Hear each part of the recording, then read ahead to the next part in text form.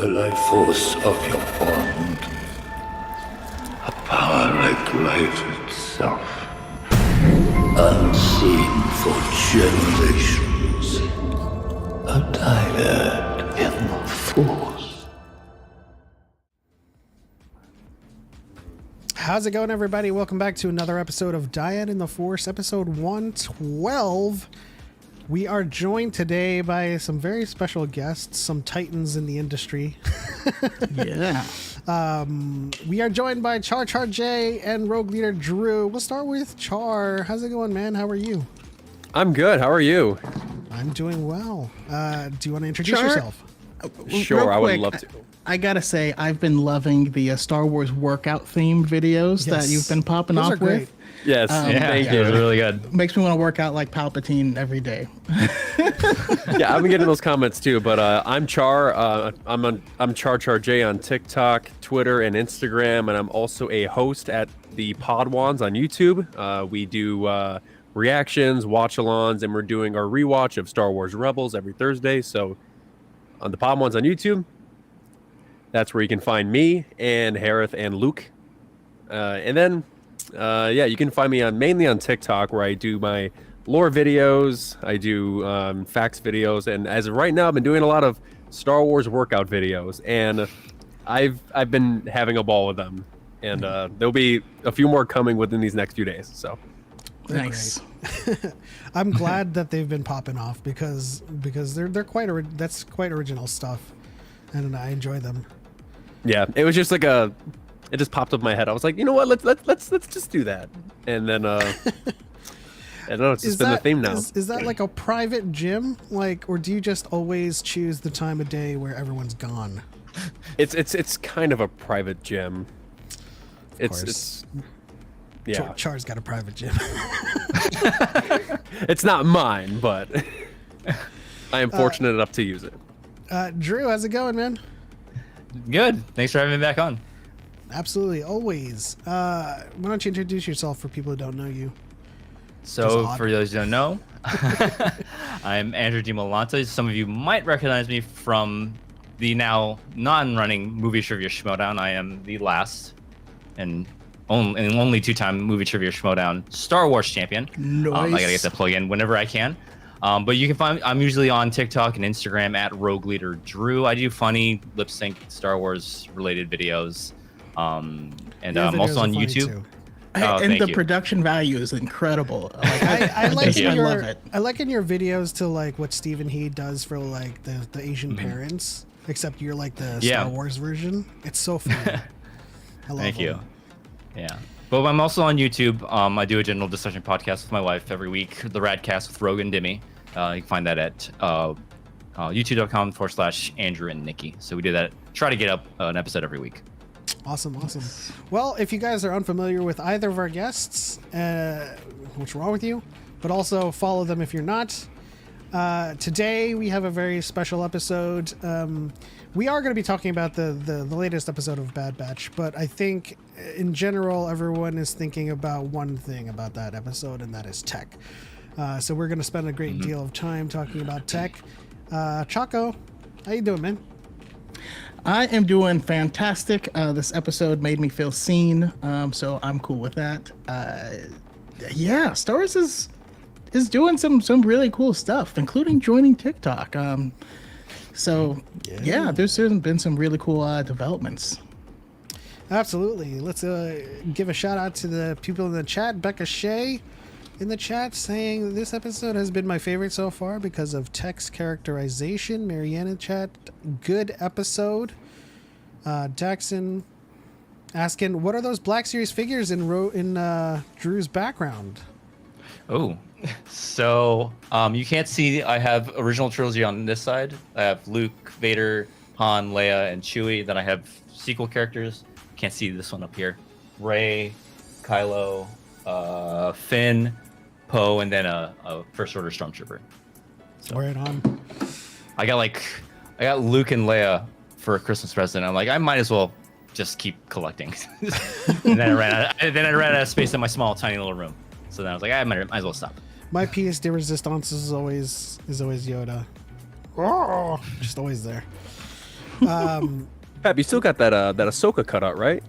Yeah, it's right there, but she's too tall. For the Oh, it's out of camera. frame. I never go too far without my Thrawn. Whenever I need Did you guidance, say your throne? my Thrawn. Also throne? I'm just That too. Got a new chair, so that's good. Alex asks, "How is Echoes of the Past coming along?" Listen, it's in trouble. Not the fact that I think it's gonna go anywhere. It's just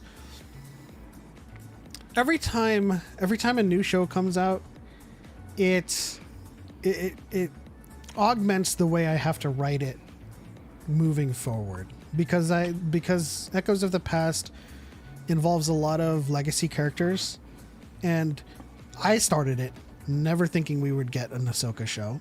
I started it never thinking we'd get a Kenobi show. Well, hoping we would get a Kenobi show, and then like for years it would take for it to come out. But a lot has been revealed canonically through Mandalorian, through knowing that Ahsoka is looking for Thrawn and looking for all of these shows that have come out. And it has changed forever how I have to write Echoes of the Past going forward, because it is a personal rule of mine making Echoes of the Past canon adherent. It's not canon, obviously, it's AU, but I want it to be adherent to canon moving forward because it is in the future, but I want their in-betweens and the transitional periods to match what happened in canon. And so I'm waiting for Ahsoka to come out before I continue writing, because there's also another huge character that was revealed in Shadows of the Sith that totally changed everything in Echoes of the Past. So I had to rewrite that stuff. So it's still ongoing, and I use "in trouble" as in like it's going to take a lot to augment it moving forward. But yeah, shout out to Obi-Wan Kenobi, Darthman86, Nikhil Patel, Stream Elements. How are you, Stream Elements? Yeah. So let's. Also, for those in the chat, a reminder: if you are on a computer, clicking with your scroll wheel opens things in another tab. But I'm actually just going to drop a link to Andrew to Dimolanto's YouTube, so you guys should also give a follow to Andrew and Nikki. Awesome content. But don't leave us. Yeah. Use the scroll wheel to click, and it opens up over there. And if you do accidentally leave, come back, please. That also reminded me to pin a link to our live call waiting room. Later in the show, we will be taking live calls. If you want to join in on the real fans would know hurrah. Yep, that is Suki. Yeah, go ahead and vamp. I will be right back. All right, so let's talk about some news in the Star. Actually, you know what? Let's take this quiz right here. This quiz was just sent to me by Choco himself, and it is. I sent it in this call's chat. Which Star Wars character is your soulmate? And I will send it in the show chat as well if you guys in the chat want to take it along with us. Which Star Wars character is your soulmate? And already immediately off the bat, the picture is Pedro. And of course. And Simsa. There's this audio of Pedro going around from what is it, Kingsman? That whole I can't say it out loud right now, but yeah, that audio is going around everywhere, and I'm like, my wife is obsessed right now. with it. This is an adult show. No, it's like that. He's talking to Halle Berry's character, and he's like trying. I can't remember what point in the movie it is, but I can't know it off the top of my head. But okay. Just speaking of Pedro. That's a good question. Let's take this quiz. Which do you think makes an ideal Valentine's Day gift? A rare collectible, a jacket, jewelry, a mug, as I hear Choco plop down. Yeah, Yes. you're good. We're currently taking the quiz right now if you want to load that up on your end. We already have people who have taken it with record-breaking speeds. Nikhil Patel, their soulmate is C-3PO. How romantic. Dixon's soulmate is Orla. Lucky. Okay, so there are High Republic characters. Okay. And Marianne got Leia. So this first question, ideal Valentine's Day gift. I'm going to have to say jewelry and be a classic whore. What about you guys? I'd say some kind of food item. Something you made personally. I think says a lot. You know what? Like That's an item. That would be something that I would do. But was that an Yeah. actual option? Did I just completely gloss over that? Pep, you gloss over a lot of things. I glossed over that. Yeah. Yeah. What gift would you actually get from your soulmate? Okay. Chainmail? I mean, Yes. that's not untrue. I'm a terrible gift giver, so I anytime I have to buy gifts for anybody, it's like, what do I buy? I'm so bad at it. That's why wish lists are such a great new tool that I tell all my family members, send me your wish list. I'll buy something off of it. But ironically, I'm the easiest person to buy for. It's like if there's a Star Wars logo on it, you're good. Exactly. I never know. When they're like, what do you want for your birthday or what do you want for Christmas? I always say, I don't know. But you can never go wrong with Star Wars. So just do that.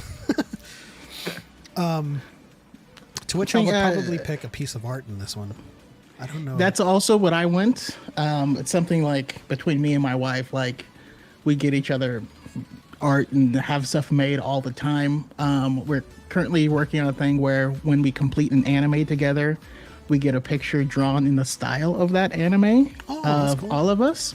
Oh, nice. So yeah, that's pretty cool. Very interesting. What did you guys pick for that? Did you guys pick chainmail? Char? I believe I picked lava lamp. Okay. Yeah, I just finished mine. And I'm very shocked by the results. I got Palpatine. Whoa! Oh, I mean- do not envy you. I'm sure he's a tender lover. So yeah, it says you're attracted to power, and there's no more powerful during the Empire's reign than Chief Palpatine himself, a mastermind willing to go to any lengths to get what he believes he deserves. You and your soulmate will rule the galaxy. After all, always two there are. You can dress alike and go to the gym together. That'd be cool. I'd And say the thing is, later on, there's a thing where you're what type of field would your soulmate work in? And I picked management. I didn't pick politics. How did I get Palpatine? he's managing the politics. Yeah. You know, I think a nightly routine for you both is instead of it would be it's treason then. With a scream. Try spinning. That's a good trick. Yes. Let's see here. Becca Shea got Leia. Kenny got Padme.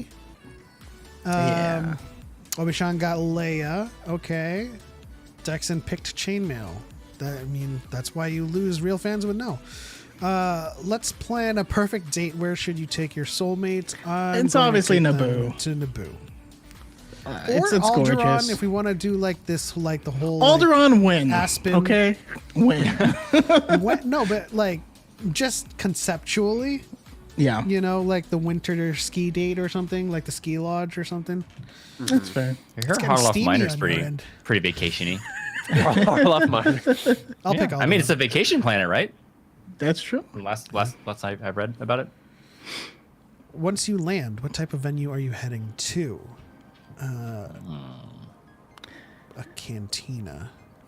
So, because my wife is who my wife is, we would be going to a meadow first. Aw. Rolling around. Yeah, I mean, we've already gone Rolling out with the to wifey. to pick lavender out of a meadow, and we have meadow dates, I guess you could say. What will you order for dinner though?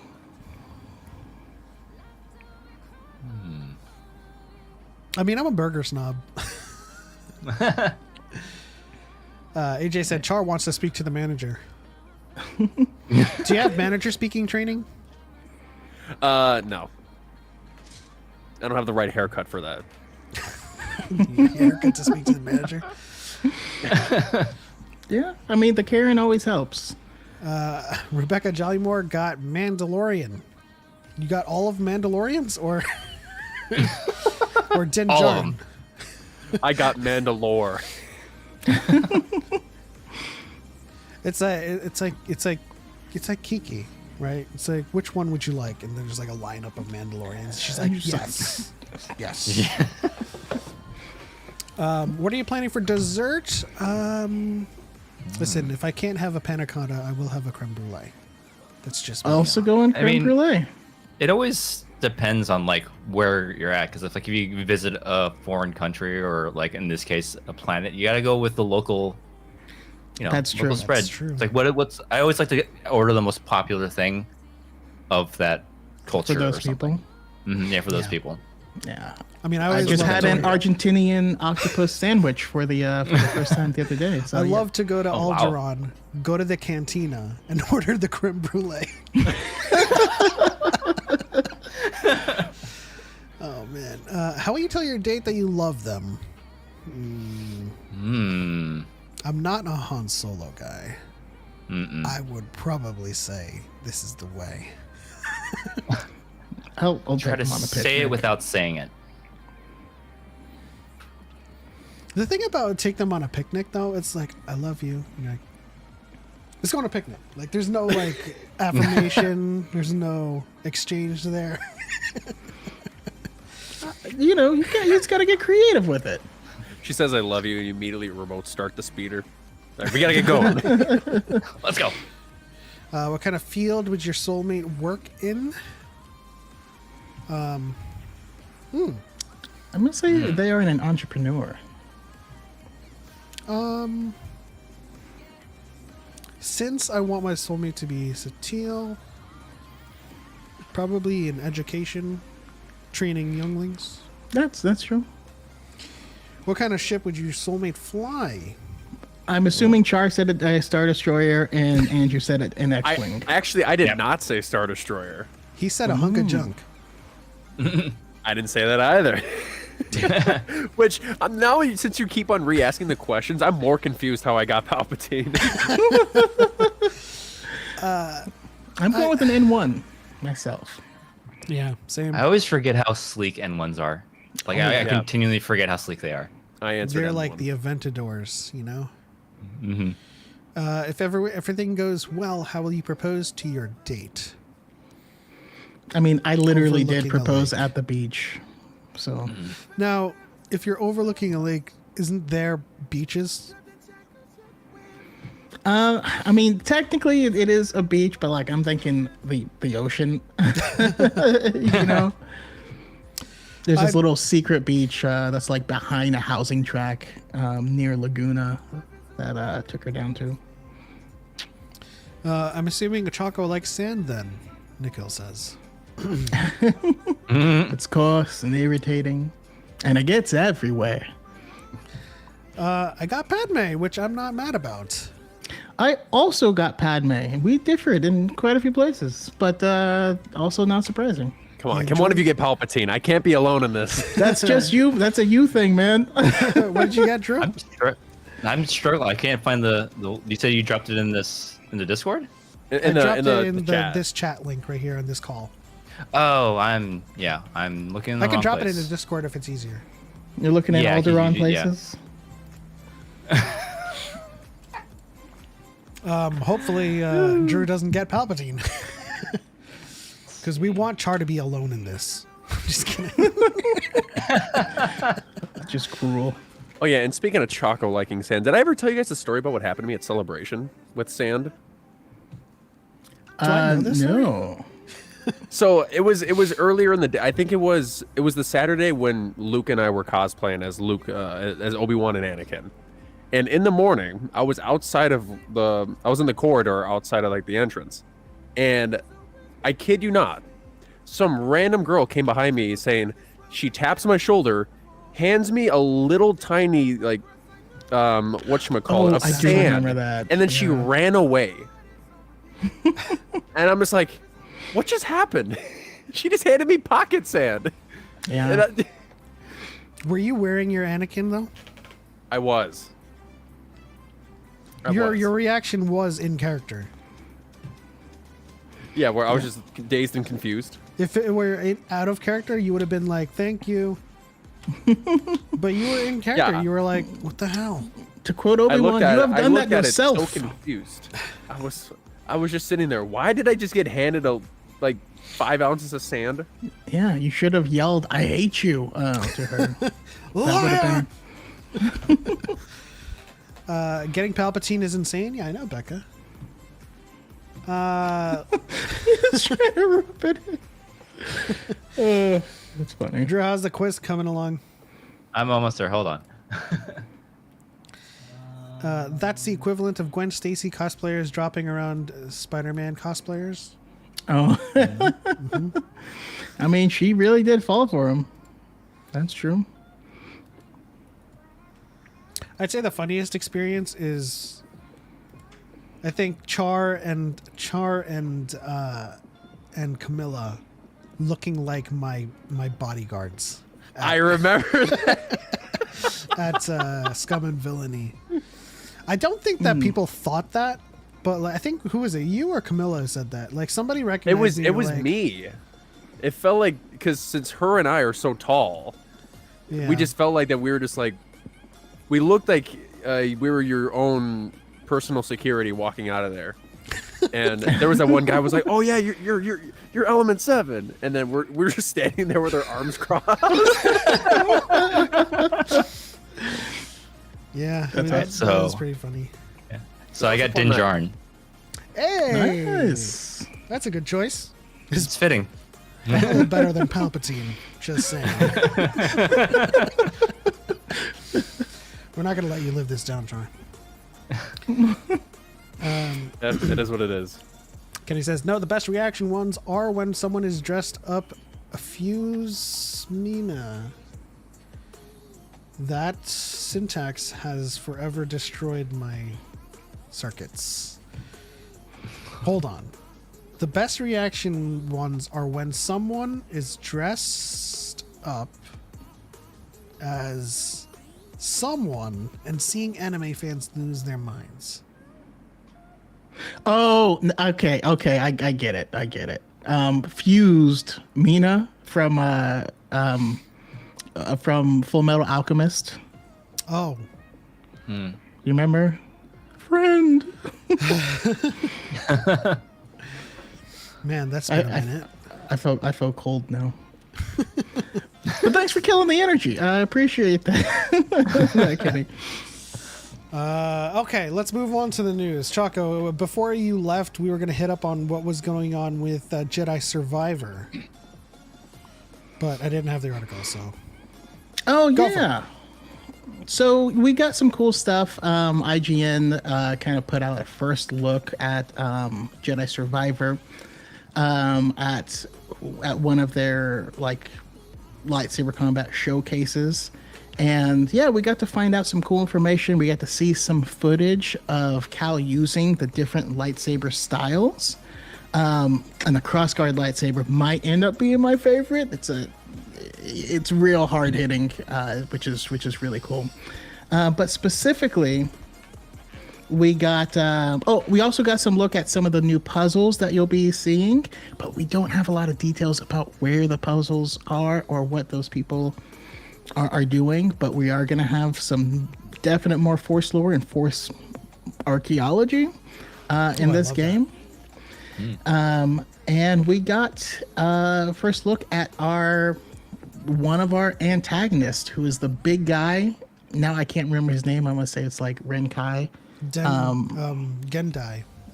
Well, a Gendai is the species, right? So he's the same species as Dirge is. So this species lives Ravis. very, very long. Yes, it's Ravis. The species lives thousands of years. So this person has been alive since before the Jedi Order was founded. And so we might get some crazy long-term Force lore, history of the Jedi and of the Sith in this. We find out he doesn't think he's, an actual bad guy. He just considers himself to be a warrior that's out doing his thing.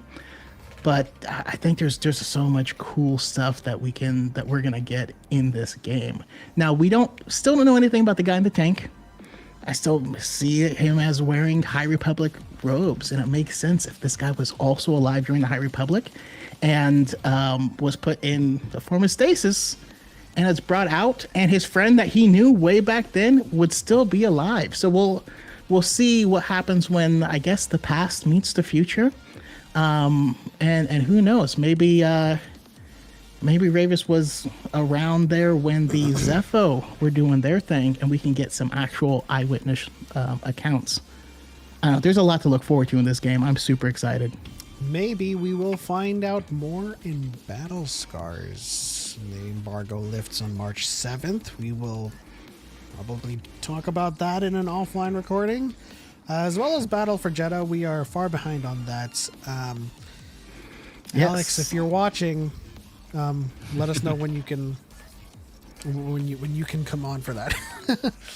And if I'm not mistaken, possibly come on for both, but we'll see. Yes. Yes. Drew, are you you're reading the books as they come out too?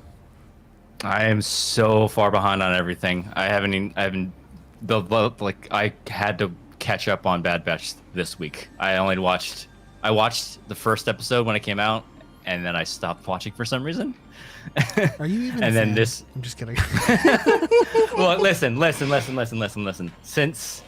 Since I've stopped competing, I've gone on sort of like this kind of like I'll watch things as they come out. I'm loosely reading and listening to things.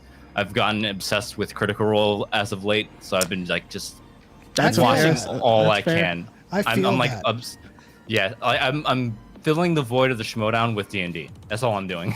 Nice. That's, So, yeah. Wow, that's like the same kind of like cadence as practically me and Choco. Have you joined any campaigns yourself? Yes, I'm actually playing with a group of friends right now. I'm trying to get. Well, I was going to do something with Sean Sullivan from the Schmodown with D&D, but that has gone. That hasn't happened yet. But yeah, I'm trying to get with a couple people. I might do something on my channel. I'm trying to get some people together. But Okay. Well, if you ever need a dyad, let me know. Yeah, but I'm so far behind on everything. I mean, like I said, I just caught up on Bad Batch.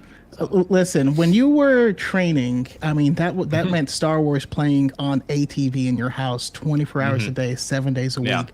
I'm I enjoying get my it. break. Yeah. I get it. I look back on it now. I'm like, God, I cannot believe I did that to myself for 4 years. Hey, but you got Yeah. the accolades, man. Yeah, You were great. it paid off. Are you retroactively going back to like? I'm trying to. Yeah, Because I'm I trying to. just finished campaign 1. Oh no! So yeah, you're talking about Critical. So I just caught up on campaign 3, and now I went back. I'm on episode 3 of campaign 2. I'm not bothering with campaign 1 because Vox Machina is kind of catching me up on that. But I Oh, want to that's finish true. campaign 2. I want to finish campaign 2 before the Mighty Nine comes out.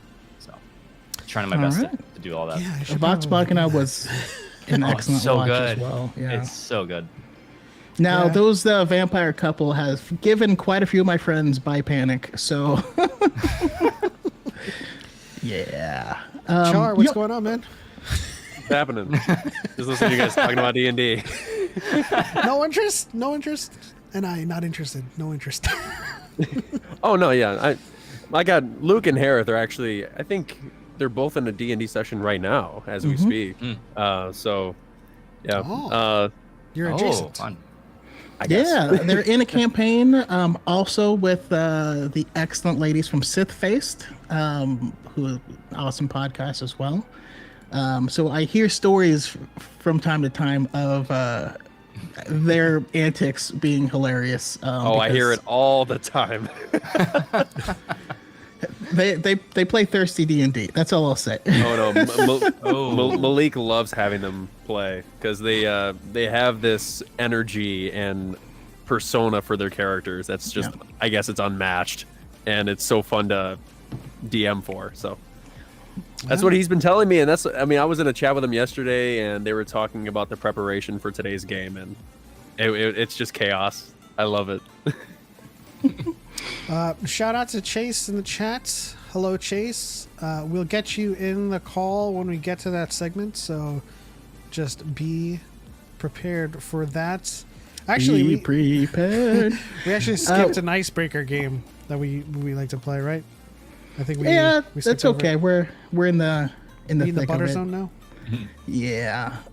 Just real quick, a couple other things that popped off in the news is, John Favreau is going to be got a star on the Hollywood Walk of Fame, so that's pretty cool. Star Wars Tales from Galaxy's Edge is getting an enhanced version, so they're kind of bringing it up with the specs for VR. So if anyone has played that game, I have not because I don't have VR, and it bothers me. I do, But and I do have that game. nice. Yeah, we should get I the haven't stream. played it, though. But yeah, that's most of the news that I got for this week. So yeah, we can jump into Bad Batch. Yeah, why don't we go ahead and jump into the Bad Batch? So this week it was The Crossing, and the episode we got was a bit weird. Not weird in the contents of it, but weird in the context of it, because it sort of ended abruptly. Yeah. Yeah. And I want to know if it gave you guys the same kind of feeling at the end, like you were sitting there for a couple of minutes after, and you're like, That's it. yeah. How did this episode make you guys feel? You talk first? I talk first. You can go ahead. Well, I mean, the episode. I was talking about this with my co-host when we were doing our watch along for it. I wasn't too big of a fan of the episode. The one thing that I really like was Tech, kind of adjusting his nature for Omega when they were down in the cave. Because Tech is the one that's getting the spotlight of this season. Because last season we barely saw anything from Echo and Tech, and since Echo's out of the mix, it's all Tech now. And other than change is inevitable, that was really what I learned from the show so far. But for the episode, but yeah, the way the episode ended, I hope there's a second part to it. Because once that call ended with Sid, they just walked off and boop, end credits. I'm like, It was very. we're just sitting Chinese here for like drama. 3 minutes. What's happening here? How about you, Drew? Yeah, I had felt kind of the same way. It's like, that's it? Like, that's... Like, I feel like there's so much, like, with the situation that it's, like, so unresolved. And it's like... I remember I heard Alex and Molly talking about this. It's like, there never seems to be any locks on ships. Like, nobody locks their door. So they have all this advanced technology. You can travel through hyperspace and get to across the galaxy and however long. But you can't lock your door to keep your ship from getting stolen. But you can No also alarms. take there's no the car keys, alarm. like Yeah. Mortis, Well, yeah, like what Ahsoka did on Mortis. Some ships have keys. Some ships have codes. In this case, Yeah, I but- don't yeah. think the Bad Batch was worried about that happening. I think they're just like so used to just leaving it and like assuming it's going to be there, but it's like that's a military grade ship. Like that's got to be hard to steal. So that's like one of the things. That's like really like this person just steals it. Okay, but I did enjoy the aspect between Tech and Omega. That's probably what I enjoyed most about it because they're such polar opposites. And to get them to see eye to eye was like I think what I really liked most because they're like talk to her. She's so emotional. He's just so like data driven.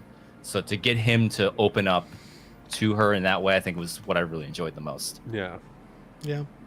No, I mean, Becca says in the chat, like, cars have keys, why don't ships? Do we know if the Marauder doesn't have keys? I mean, are we aware that perhaps this person hotwired it in some way? Or well, you see them jump into it? the ship and hit buttons. Yeah. They just like, boop, boop, boop, boop, and it just turns on. Like, that's what every ship is like, basically. Just like you hit a couple buttons and it turns on.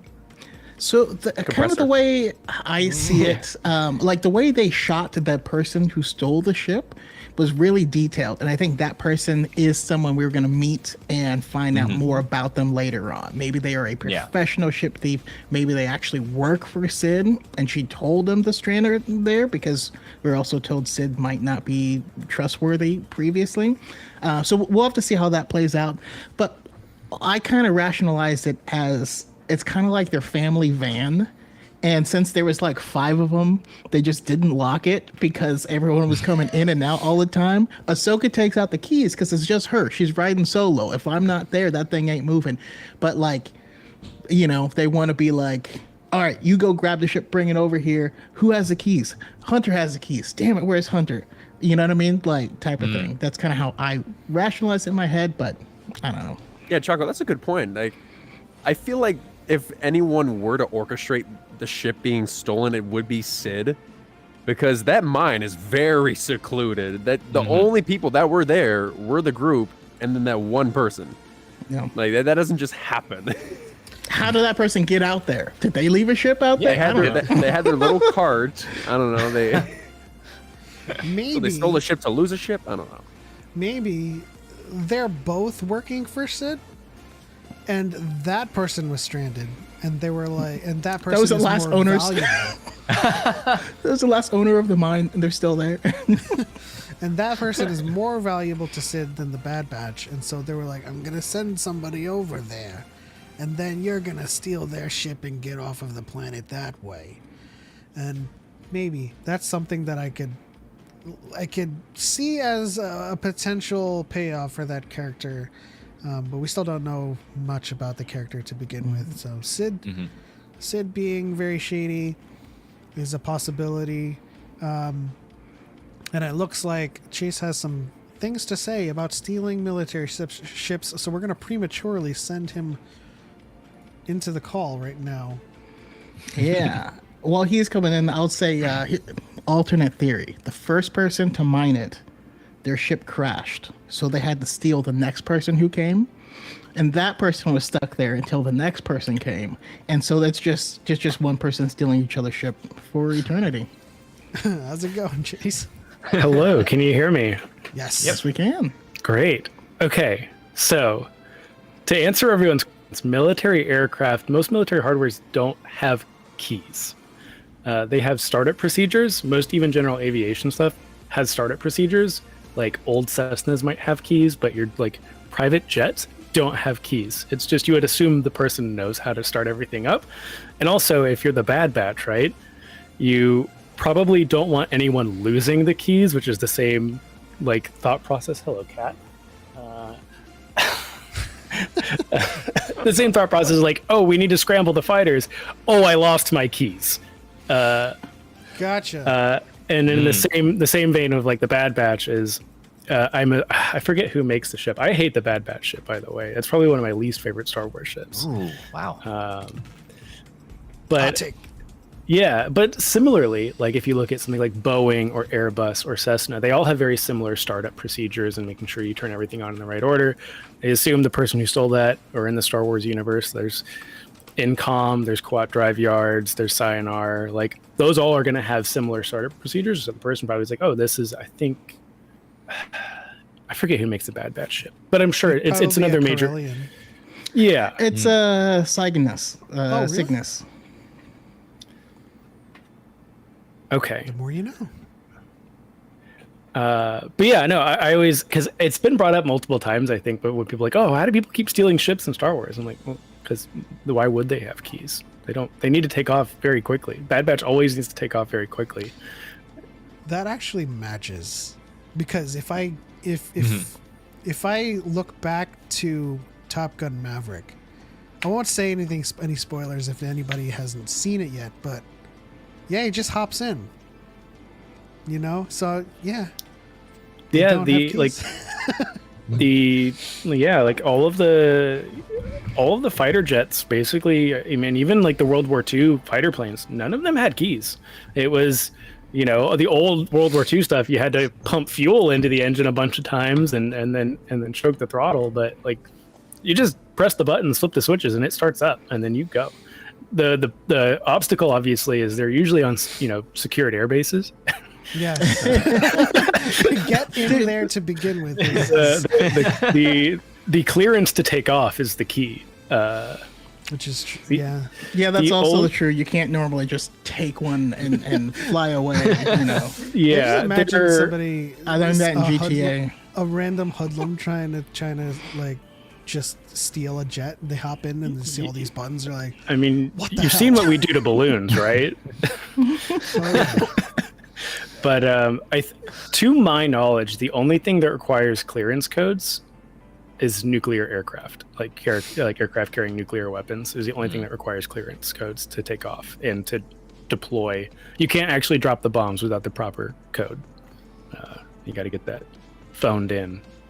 Oh, that makes sense. But yeah, I loved this episode. I don't know what you guys are talking about. This episode was great.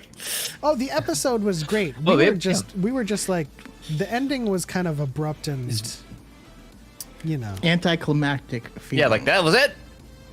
Come on, give me more. So I like the ending, and I similar to you, Drew. I caught up with everything like the day after this episode came out. I watched the last two episodes that were like a twofer. But like, I don't know. I remember watching Twin Peaks as an adult and thinking my parents had to watch this week to week, and how painful that must have been, of like how intense of a show it is. And I kind of missed that, and I kind of like these cliffhanger, it just ends abruptly episodes of like, you gotta wait for next week to see what happens. I like that. I don't like binge watching. It's not my thing. Yeah, no, I get that viewpoint. I think best- well, I was just The I best was way just like okay. sorry. Digital. I was just wanting maybe one more shot of the guy that stole the ship. Just to Yeah. cool. You know, it's not like I didn't enjoy the cliffhanger. I just needed something to end the episode on a note, like sort of like this is where we're leading. Not let's just like, all right, you're stuck. Boom, you're done. The episode's done. It's like I just needed something to just end the episode on, sort of hinting where we're going, basically. There was a missing to be continued frame, right? And the best way I can describe it is that it felt very Chinese drama. And if you've watched Chinese dramas, or if you haven't, they like to end things on a random note in a dialogue that has nothing to do with where the story is going. So like, they might be going off on an adventure in the next arc, right? But someone asks for like a tea, and then the episode ends. It's that abrupt.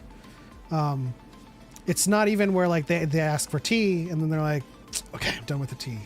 Let's go. And then it ends. Dun, dun, dun, dun, dun. But it's just like, they arrive at the restaurant, they're like, I'll have a cup of tea. Credits. Dun, dun, dun, dun, dun, dun. It's just weird, and it doesn't have that last frame of like, you know, transition. The episode itself was I phenomenal. love this episode. And I wanna read off Connor's message here. Leia's only hope about tech. Really quickly before I throw it off to Choco, because I know he felt strongly about his representation here. But Connor says, so I have autism, and I found this episode really beautiful. For years, change has been weird for me. I feel all these emotions in my head, and I personally believe that I have to accept it right away. I overthink everything, and with my autism, it's tough because I'm constantly scared to actually show emotion, as I tend to react to emotions in different ways. Like with death, I tend to find a way to get it out of my system straight away. Once again, I feel the emotion, but I feel like I need to stay level-headed. to keep my family calm. With change, my biggest example is when my dad moved to the Philippines for a year.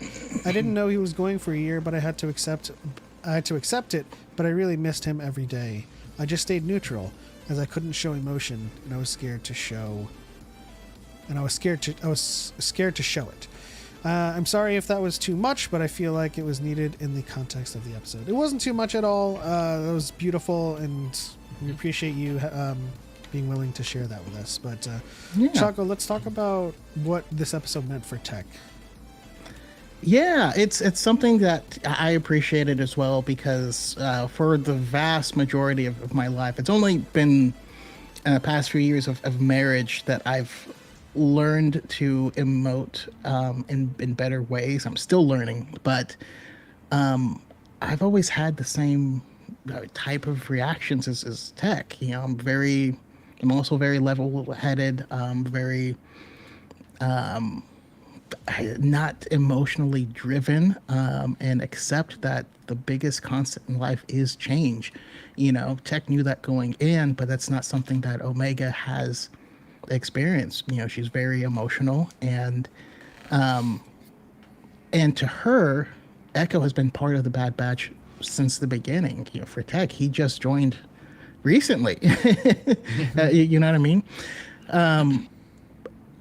But the way that the Bad Batch, I really got to see in this episode how accepting they are of each other's perceived flaws without really, there's no hatred, there's no animosity between each other because of their flaws. And even when Tech talks to Omega, it's not that the way that Tech processes it is wrong. It's just different.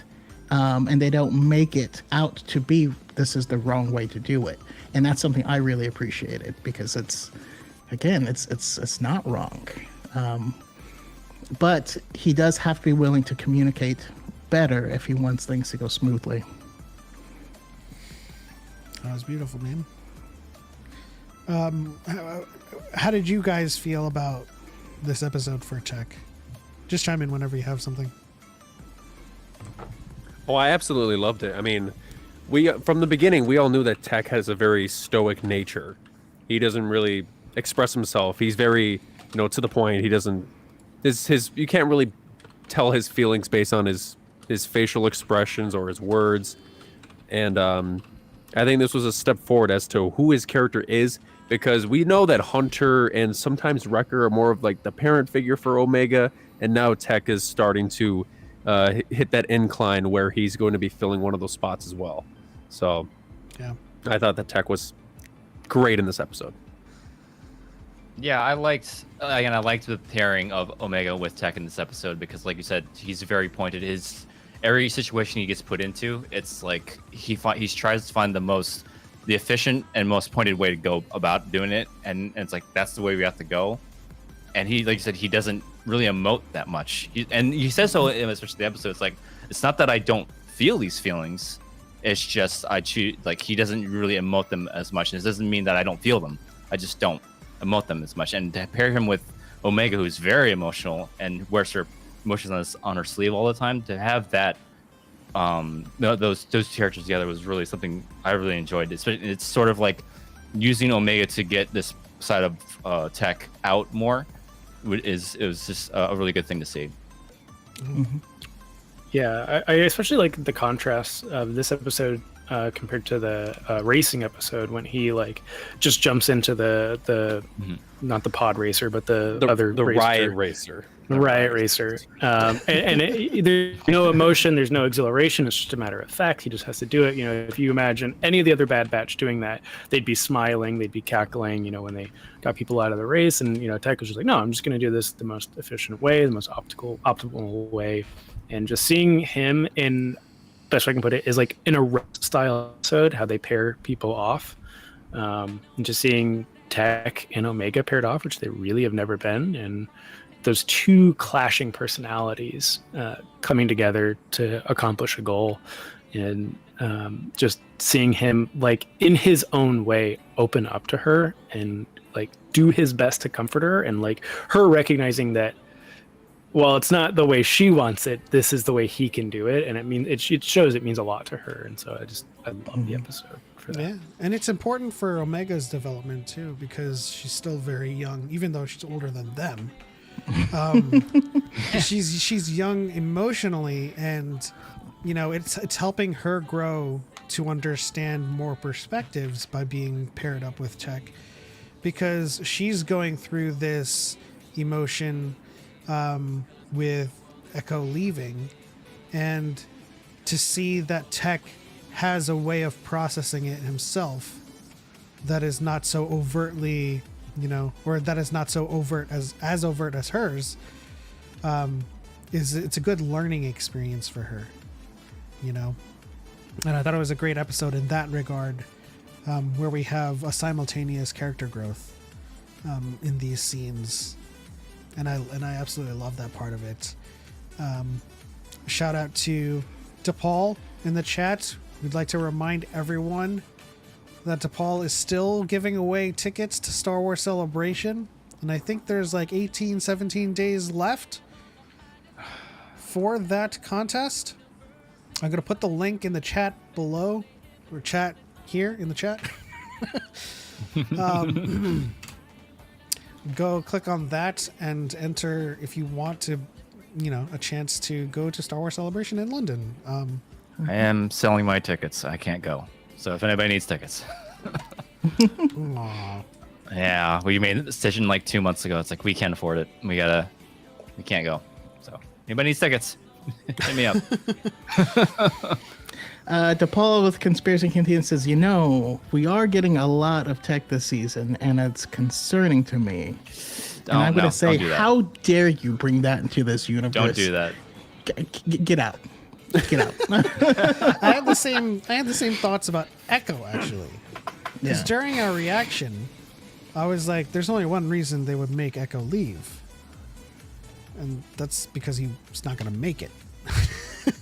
I just need to make sure they don't go like, I'm going to retire next week. Like, no. Well, see, the thing is, he leaves to go with Hunter, with Rex, right? But during Rebels and during subsequent stories, he is not there. Only Wolf and Gregor are. And you kind of put two and two together and just be like, Echo ain't gonna make it. In which, do you think we're going to see Gregor this season? Because we did see him at the end of the last season. I think so. Did we? Do we know if this is the last season of the Bad Batch, or are they going to do another? I'm not sure. We don't know.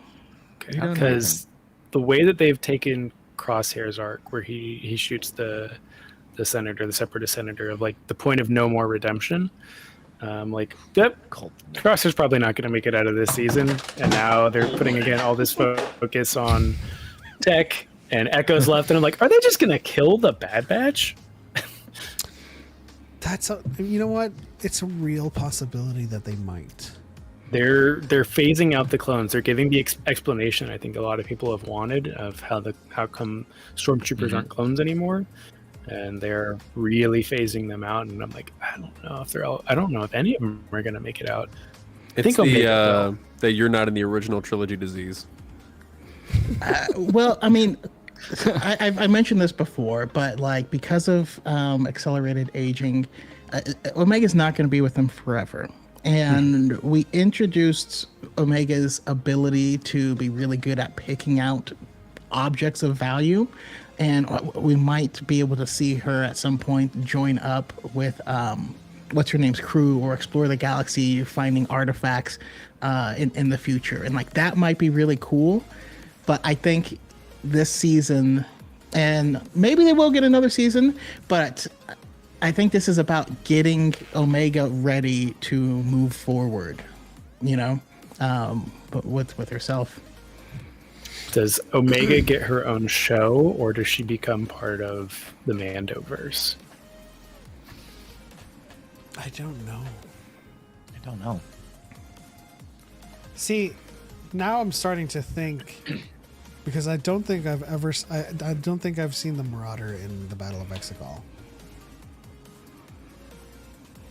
in which I've seen the Ghost, I've seen the Razor Crest, I've seen Ahsoka's T6. I've seen Mandalorian Fangs, but I have not seen the Marauder. Well, but the Bad Batch, That's post Rise of Skywalker, isn't it? it's post Rise of Skywalker, and so we didn't even have season 7 of the Clone Wars yet. Yeah. So it wouldn't make sense if we they also- didn't fully have those plans at that point in time. Right, but we still had Kix and Sidon in the Battle of Exegol. So they might have had plans for clones back then. I'm just trying to be very morbid right now. It's just and it's honestly rude. No. I mean, but you are right. Filoni had planned out for the Bad Batch to be a thing before the show ended, and so it is possible to have had that plan. You know, even if the show never came out or that arc never aired, to say that still happened and have them show up, that is possible. Marianne in the chat says, I don't want to think about that. Becca says, Tech will be fine. He told me himself. Nico says, don't do him like that. I mean, a lot of people sharing their sentiments in the chat of the desire not to have Tech or Echo leave or be a part of the Departed. So now I'm just wondering, do you think Cody's with Rex too? No, I think Cody's locked somewhere in Mount Tantus, and he's getting reprogrammed just like that assassin from the previous arc. Yep. We did have a call from Kenny, who might have disappeared. I'm not sure, but Kenny, if you're still watching, we can take your call now, and if you had things to say about the Bad Batch before we kind of like approached the wrap up to our Real Fans Would Know segment, now would be the time. Yeah, they're back. All right, let's bring them in and see what they have to say.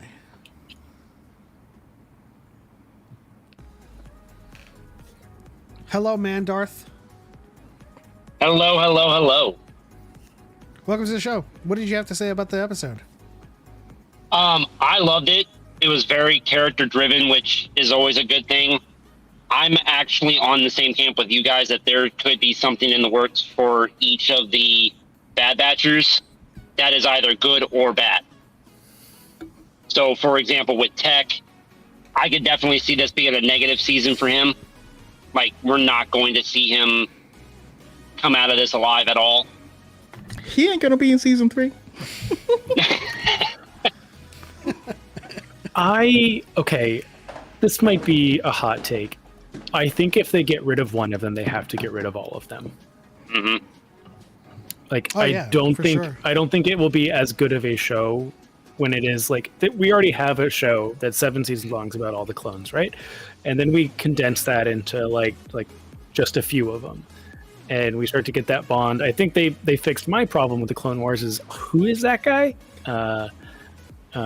So I really think if they get rid of one of them, the only one I think they can get rid of without getting rid of everyone is Crosshair. I think they can kill Crosshair and still stay together. I think if any one of them dies, they all have to go. The only one that I Speaking see of rude. sticking around up till sequel, maybe even Mandoverse, is Omega. Because I really want to see an interaction between her and Boba at some point throughout this great narrative. That would be a thing to see, yeah. I'm almost feeling like we end up. I think Hunter is too good of a space dad, and we're gonna lose him. And I think Wrecker is too good at being a space big brother, and I think we'll lose him. And I could see it ending with just Tech and Omega being the opposites that they are, and him knowing that he's not going to be around long enough, and pushing her to be able to be on her own. Yeah, and then she can join Ahsoka and hang out with her best friend Hera again. I hope so. I want to see them as adults, you know what I mean, hanging out. I want to see Hera, Gunji, and Omega in a ship doing something. That's all I care about. I need it. I just got done reading Princess and the Scoundrel, and I just found out that Leia and Kira were together at some point during the year time lap from 5 and 6. I would like to see Omega in that kind of mindset too. Have all 3 women just in either a book or a series of some sort, just planning out this massive breakout for Han for some freaking reason, and that's how it works out. Yeah. You can also see some of that in Crimson Reign of them meeting together for the first time. See, this is why I'm reading right now, because I have no idea why that was in there. I damn near flipped out in my trailer. I'm like, wait, Leia and Kira know each other? Do what? They more than know each other. They shared fashion tips. Are Boba and Omega the same age? They're, I believe they're 4 years apart. Correct me if I'm wrong, John. I thought they were the same age. They're not the same age. I believe They're by the both time of the Bad Batch, unaccelerated. I think Boba Fett's maybe 7. No, he's 17, right? 18 maybe. Time goes faster in Australia, though, so Omega New Zealand. is caught up. Yeah. No, yeah. So Boba is late mid-teens before Order 66 happens. And then Bad Batch happens, that's like 19, 18 BBY, and she's like, what, 12? 13? Yeah. Boba was their alpha, right? And so alpha will come before Omega. Yeah. So I like to say 4 years. It's you know. Was she born before or after Jango died? After, right? After. Yeah. Yeah, because Wait. No. Yeah, before. She would be technically the last clone if we're going to be using the code sign Omega on her. She was the last one before they started losing The efficacy of the template. Okay. Because Nala Se says we need her back because she's the last one with the strongest, I guess, permutation of the template's DNA. Yeah. Which means he would have been alive. So I think it would be before he died. It would have been alive when they got the sample. But yeah, that tracks, though. Because, like, let's say her and Boba are 4 years difference, right? How old was Boba in Attack of the Clones? He's like 10 He or was- 11. yeah, Yeah. He was around the same age as Omega. around her age, yeah. Yeah. Yeah, 12. so, and just have to figure out how many, years apart that'd be. So, yeah, it makes sense. It tracks. How old was Anakin by Revenge? 22. And Revenge 22. 22, yeah. And from Clone Wars? He was 19? Attack of the Clones, he was 19. He was 19 at the start of the Clone yeah. Wars. 4. Yeah, 4 years. If we take into account the Clone Wars was 4 years, right? Or 3 years? 3.5. Yeah. Yeah. 3 to 4 years would be a good age gap for them. Yeah, so Boba Fett's 10. Yeah, without a doubt, 100%. He's 10, 32 to BBY, 22 BBY, and then Omega was, I would say Boba Fett's maybe 16 at this time. Yeah. So it's a good gap. But any other final thoughts on this episode of Bad Batch? I mean, we got some great character development from Tech, lots of representation for people, who express themselves in that manner. I like to call Tech and Omega in this episode Sheldon and Leonard. Yeah. Yeah. See them?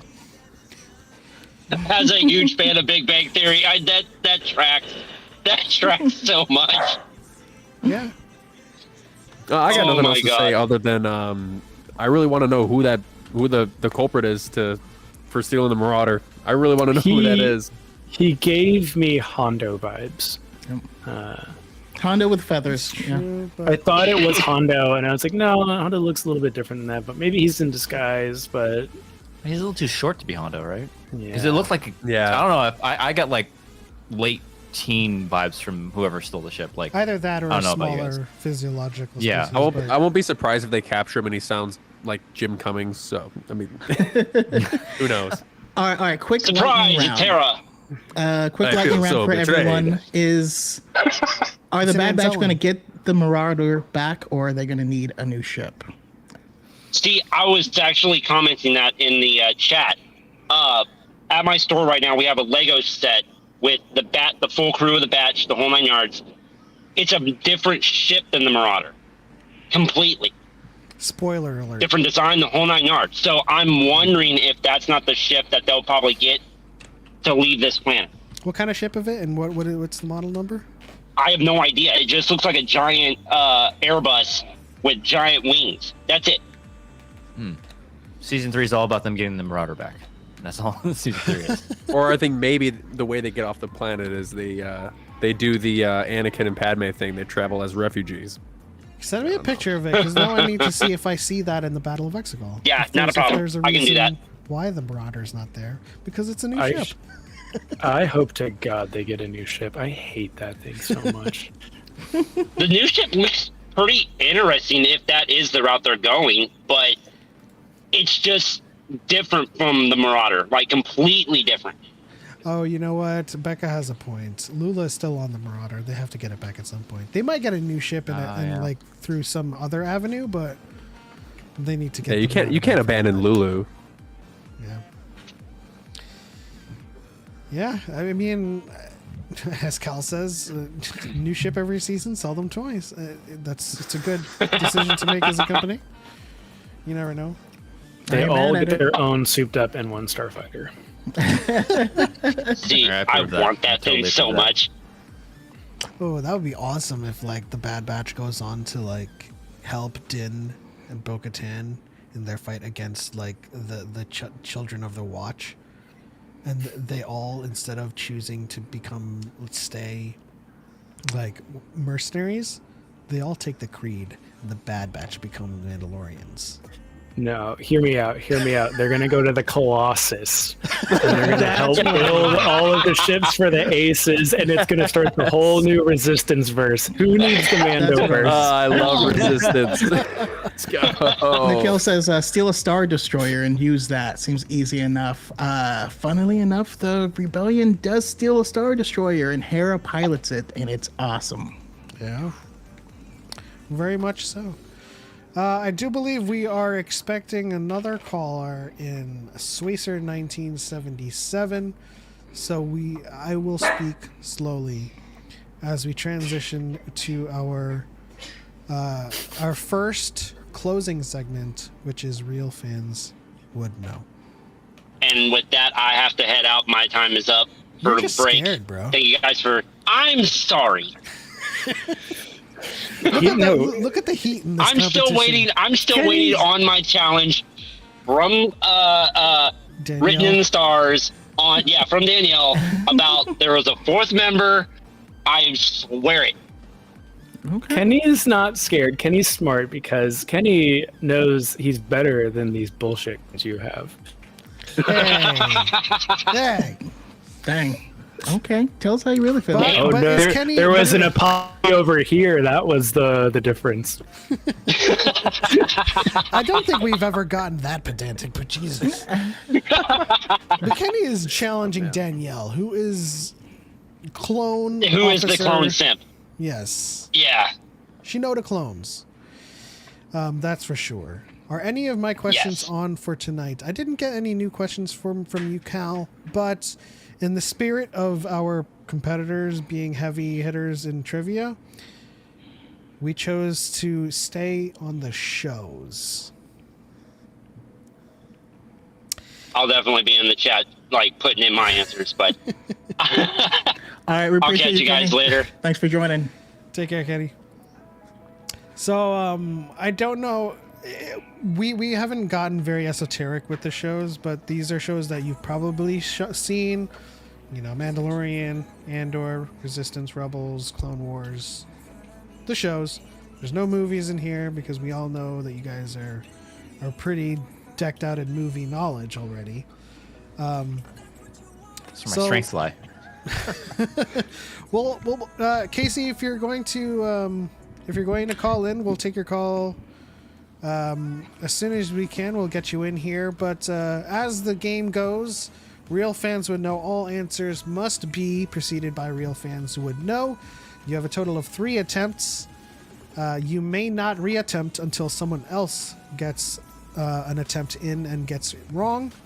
And the statements will never be incorrect by omission. So if we say that Finn and Poe were having a conversation in this statement, the incorrect portion will never be Rose was there too. Right? If we omit something, that's not the incorrect portion of the statement. The statement will always be incorrect explicitly. Okay? And so with that said, it's time for Real Fans Would Know Star Wars Edition. Here we go. And we'll get you next time, Casey. Absolutely. So the first statement is, and you can raise your hands whenever you feel like it. In The Mandalorian Chapter 1, The Mandalorian, Din Djarin is looking for a faster way to cross the deserts of Arvala 9 when he meets Kuiil. Kuiil suggests using a blurg, but Din Djarin cannot tame the beast. Kuiil scolds him, saying, "You are a Mandalorian. Your ancestors rode the great mythosaur. Surely you can ride this young foal." Char. Real fans would know that it is a Arvala 7. He's on it. That is correct. Char on the board with the first one. I may have made that a little bit too easy, but... Okay, so Char got one. I have a couple that I'm now worried about. I need to rewatch The Mandalorian. All right, Choco, here's your first one. In Andor, when Lonnie asks Luthen what he sacrifices, Luthen replies with calm, kindness, kinship, love. I've given up all chance at inner peace. I've made my mind a sunless place. I share my dreams with phantoms. I wake up every day to an equation I wrote 15 years ago from which there was only one conclusion. I'm damned for what I do. My anger, my ego, my unwillingness to yield, my eagerness to fight, they've set me on a path from which there is no escape. I yearned to be a savior against injustice without contemplating the cost. And this doesn't show the whole thing. Where is the rest of it? Let's see if I can fix that. Real fans would know that he finishes his thought. All right, hold on. I yearned to be a savior against the injustice without contemplating the cost. And by the time I looked down, there was no longer any ground beneath my feet. What is my sacrifice? I'm condemned to use the tools of my enemy to defeat them.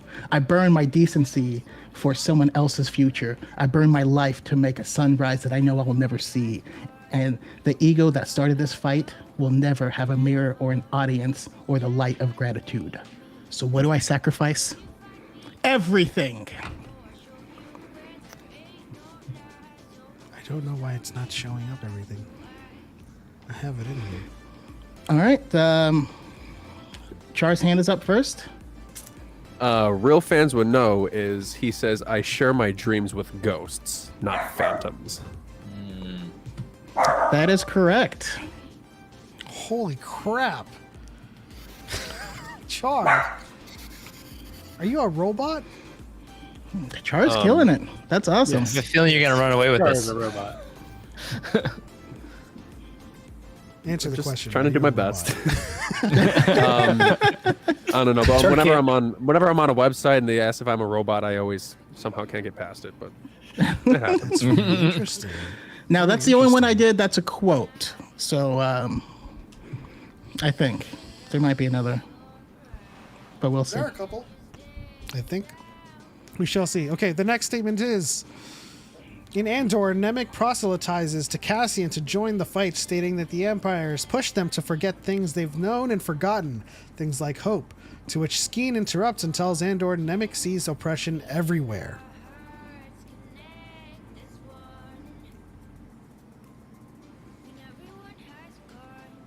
Oh, something can stump Char or make him think.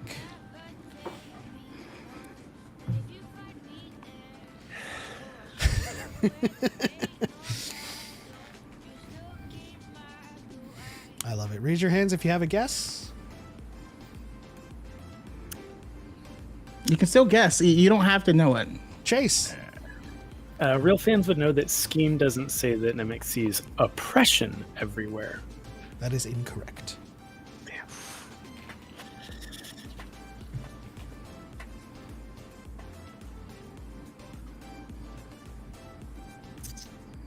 Go ahead, Char. Real fans would know that Nemec sees tyranny everywhere. That is incorrect. Those in the chat, you're welcome to put in your guesses as well. Our guests are encouraged not to look at the chat.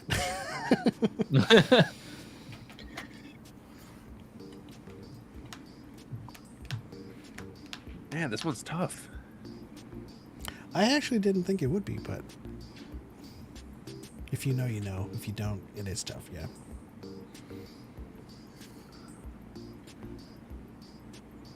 Choco, do you know? This one, no, I do not. This is showing how I ingest Star Wars haven't media in- now. I don't ingest it like a trivia player anymore. Just enjoy what I'm seeing. There is a difference, yeah. I have a small idea, but it's probably wrong. So, yeah. All right, who in the chat has a Nemec's manifesto? Help us out. This Ken- isn't part of the manifesto. This would be around episode 6. Since the guests 7? are not reading the chat, Kenny, that is incorrect.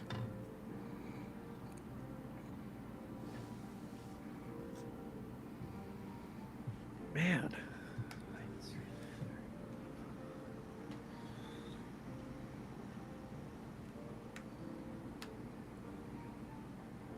I love this. I love the thinking. Chase, Real fans would know it was not Scheme that interrupts. that is incorrect. Oh my lord. Drew, save us. I'm guessing real fans would know that it's not things like hope that makes that they forget. That is correct. Yes. It is Thank you. Total Thank guess. you. It is things Total like guess. freedom. Yes. Damn, I knew it. I thought you said this wasn't going to be another quote. Oh, it's not a. I mean, he says it, but it's not a direct quote. But he does say, he says the Empire has pushed us to forget things that we've known and forgotten, things like freedom. So it's a quote. It can, yeah. Nice. I'm on the board. It's That's all not that a. matters. It's not a direct quote, but I'm only citing what he says, freedom or hope. So, good job, Drew, with that one. That was I'm assuming a shot in the dark. Shot in the dark, complete guess. Perfect. That was a good That's one. all. That's all you need sometimes. You miss 100% of the shots you don't take. Exactly. Let's see here with the chat. Real fans would know it wasn't sent to Cassian by Nemec. He read it in the manifesto. That is incorrect. Yeah, okay. Let's move on to Choco's next statement. After losing an entire escort of X-Wings during a supply run to Terralov, the rebellion was beginning to run short on pilots. Fortunately, General Jun Sato and Fulcrum came up with a plan. Under the name Ria Tala, Sabine Wren infiltrated Skystrike Academy to locate Imperial cadets who wished to defect. Among them were Wedge, Rake, and Hobby. Although Rake was killed by a TIE interceptor, the rest were able to escape in a TIE bomber and join the rebellion. Chase was up first, I think. Chase started to go up and then he started scratching his head. So it's either Yeah. I'll let Drew go. I think real fans would know that it's not an escort of X-wings. that is correct. It's an escort of A-wings that they lose during the supply run to Terralov. Ah, that's right. Because X-wings don't come in until like the last season. Yes. Okay. Char's not going to run away with this. This I is know, an I know, I interesting know my fight. X-wings. I know my X-wings. All right. Well, I was like, Char's rewatching Rebels I right was- now, and Wedge is in this episode, so I I assumed scratched Drew my knows head it. because I was like, I was also going to be wrong. Sure, they were escorting Y-wings, and I also don't think it was a TIE interceptor. So it's like this is a ship-based question. A good TIE basil. Sorry.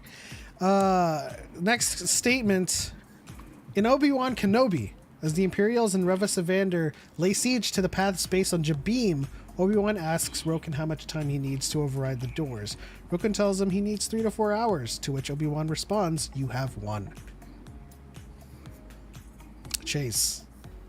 Real fans would know that Roken said a different time than 3 to 4 hours. That is correct. What did? I don't remember what it was, but a couple. A lot. Didn't he say 6 or 7? I will concede to anyone who has the answer right on the first to guess. No, I mean that's correct. It's all in how you formulate your sentence. That is incorrect. You didn't say 3 to 4. You don't have to have the right answer. Right, but we'll let Char try the correct answer if he wants to. Real fans would know that Roken says he needs 5 to 6 hours. That is incorrect. Oh, boo me. He's actually 2 to 3 hours. Oh, bless. Kenny got it right in the chat. Awesome. All right, next statement. Jesus, Choco. I don't think In the all of Clone this Wars fits in. Season 6, the Queen of Bardada, Julia, requested Jar Jar Binks' presence to investigate the disappearance of several of their mystics, the Dagoyan Masters. According to Yoda, these masters have a strong connection to the Force, but unlike the Jedi and the Sith, they are not warriors. They connect passively to the Force for intuition, knowledge, the harmony of the universe is what they sense. They did not ask the Jedi because they believed the Jedi had taken Bardatan children against the wishes of their parents and labeled them as kidnappers. This is one of the best Clone Wars arcs.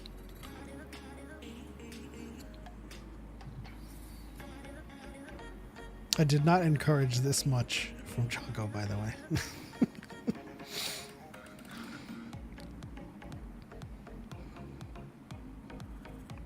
There's like so much that Yeah. could be.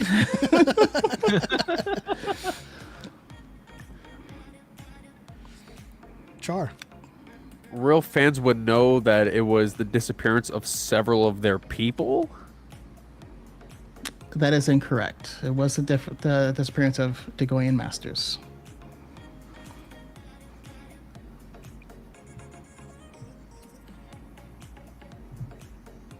Interesting.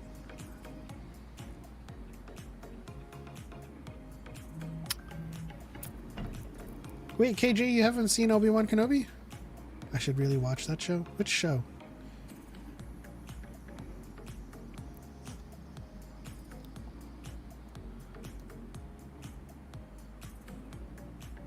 Oh, Clone Wars. Got it.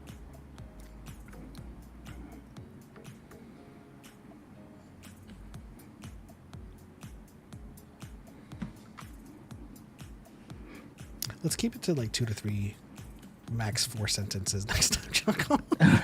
Chase. Chase? Real fans would know that Mace Windu stated that they had a strong connection to the Force. Probably should not have gone with that. That is incorrect. Nikhil Patel also said that in the chat. Good try. Good guess. I don't even think I know this one. Yeah, I mean, it is the Mason Jar Jar arc. That's fine. He said mason jar. The Mason Jar arc. That's The their Mason ship Char name. arc, that was not there. All right, I guess this one is gonna be pretty tough, so I apologize. Char, did you guess something? Or I did once.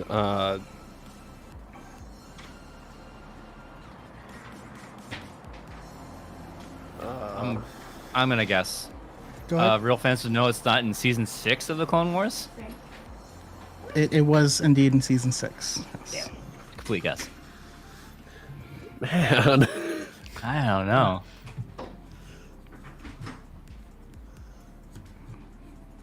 Yeah, this one is pretty pedantic. You never know what people are going to know. You know what I mean? But you do know there's a lot to think about in this sentence. Dude, there's so much, Choco. Moving forward, 3 to 4 sentences, max. Uh, Go ahead, Char. real fans would know they don't connect passively to the Force. That's incorrect. They do connect passively. Yes. Man, oh man. Oh my god. Come on, Chase. You're the Mason Jar Jar guy. Save us. It is the second best Clone Wars arc, right behind D Squad. Everything else in Clone Wars is pretty mid. Real fans would know that it was a different statement than intuition, knowledge, and harmony. That is incorrect. But it sounds like we're giving up. Are we giving That's up the on this entire one? paragraph. We've gone through everything. I've gone through the entire paragraph. Watch the Real answer be fans something would know that's that not there. the A in according is not supposed to be capitalized. All right. Like, I don't know. Let me guess here. Real fans would know Julia didn't request Jar Jar Binks to investigate. Just she requested him to be there because she likes him. Well, that may have been the truth under the surface. No, she did invite him there to investigate. Dang. All right. So the correct answer, or the incorrect part of the statement, is that they believed that the Jedi had taken the Bardotan children against the children's wishes, not against the wishes of their parents.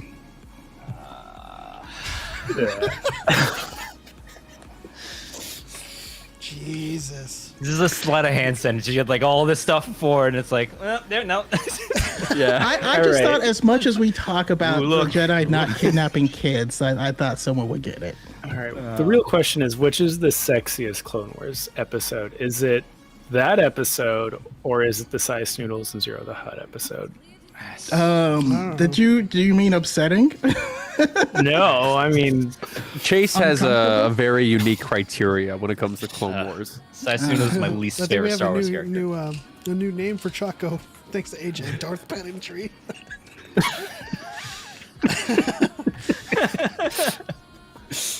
All right, the next statement. In Rebels episode Gathering Forces, Ezra is successful in taming a Furnok matron in the abandoned fort in Axis, but taps into the dark side to do so. In an effort to lend moral support, Sabine gifts Ezra a painted stormtrooper helmet for his birthday. Char. Real fans would know that Sabine gifts Ezra a picture of his parents for his birthday. That is incorrect. Oh. Well. I will say, think about the phrasing of your sentence. Go ahead, Drew. Or did you retract your... Oh, no. I think you got him before I did. I'm gonna take a step back from Char. Real fans would know it wasn't a stormtrooper helmet that was gifted. I'm gonna give that to you. I don't know if the emphasis was on purpose, but it is. Because of the scout. It was a scout trooper helmet, wasn't it? No, he didn't give. She didn't gift him a stormtrooper helmet. She gifted him a holodisc Oh, I'm thinking the wrong thing. that had a holo. I will. Of I his will. parents. It was not a concede this. painting of his. Ah, it was so parents. close. Yes, Yeah. I wanted to give it to you, but you proceeded down a sentence that was also incorrect. Had you said she didn't gift him the helmet, it would have been correct. Ah, I went down a path you couldn't follow.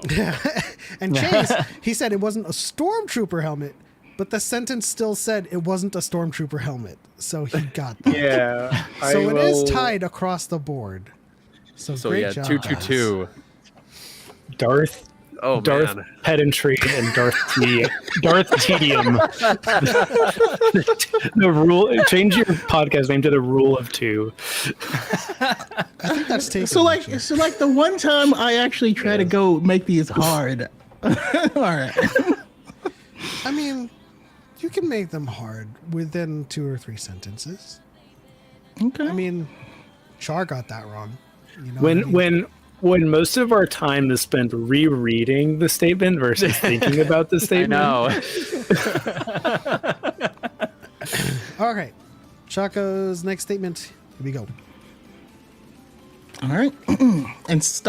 In season 1 of Resistance, after bringing a decrypted copy of the First Order's proposal to Doza, Princess Leia sends Poe and Kaz out on a mission to investigate a possible flight path through the Outer Rim that could lead to a First Order outpost. What they find are asteroids, moons, and other celestial bodies with holes blown in them. These were the early tests of Starkiller Base. What a good episode. Come on, Chase. Resistance hero. I am reading this. I'm trying to figure it out.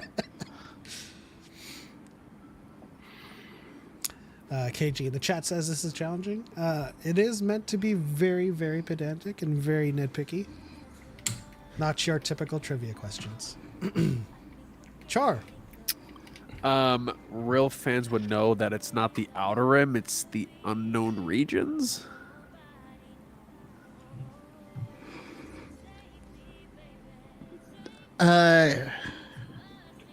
That's actually correct. There are actually 2 things wrong in this, but that is correct. Ooh. Very, very nice. That is correct. I'll take it. No. So that is the question. I actually meant to change it to be a different thing to be wrong, and I realized that I didn't. And so Outer Rim was the first thing that was going to be wrong, and I thought that was too pedantic. But that's what you got. So yes, that's What's the correct. other thing? These are 2 different episodes. So when he brings the decrypted copy of the First Order's proposal to Doza, Princess Leia sends them out, and they find a base that's in the side of an asteroid, and the First Order That's is the going one to they blow up, destroy yeah. that base. Yeah, and Captain Phasma comes out and all that stuff. These are 2 different episodes put into one question.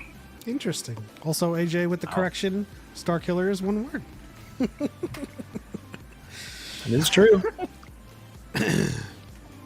All right. Char in the lead with 1.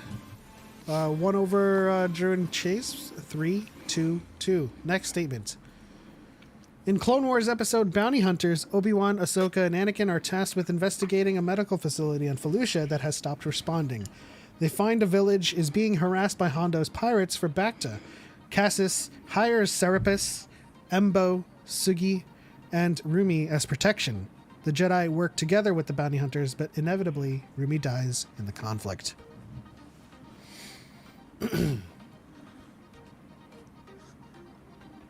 Ooh, who got there first? I'll give it to Char. Oh, no, Chase, go ahead. You got it. I'm gonna go with real fans. I'm gonna be real mean about this. Real fans would know that Serapis, Embosugi, and Rumi is not the correct combination of bounty hunters. No, they're all there. So dumb.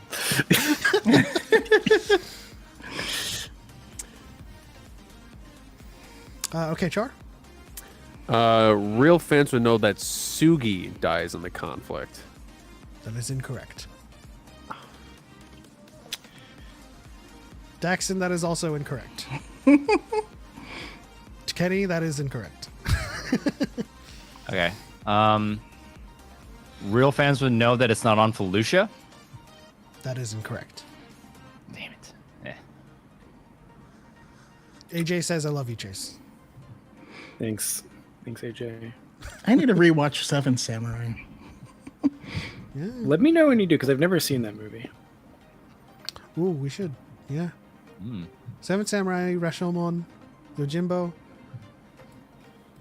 There's what's the name of the movie that they based the trench run off of? It's an old World War II movie. I don't know. It's like a shot-for-shot recreation of I have no one of idea. the scenes in that movie. Jackson, that is incorrect.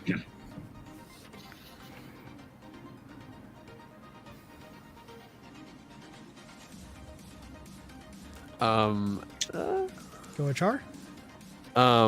Real fans would know that it wasn't Ahsoka, it was Ayla Secura. That is incorrect. It's a good guess. Chase. Real fans would know. Never mind. Because what I was about to say, I know it's wrong. They would never know, never mind. Okay. I like it. I mean, I could go with the real fans would know that there's something wrong with this statement. Yeah, but we wouldn't take it. Jackson, that is also incorrect.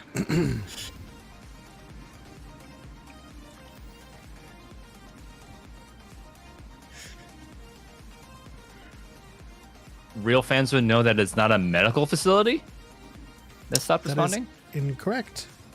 Damn. Chase. Real fans would know that it wasn't Cassis that hires the bounty hunters. That is incorrect.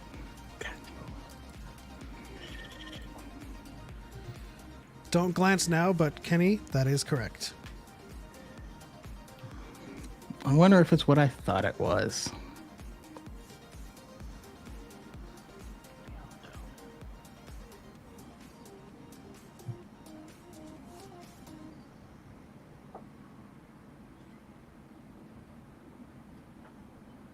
Was it?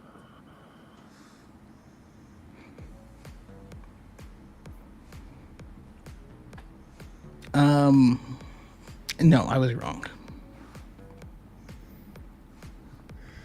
My oh my. I do believe Chase has one more. Drew has I already read the two chat, more. so I'm not going to answer because I know what it is now.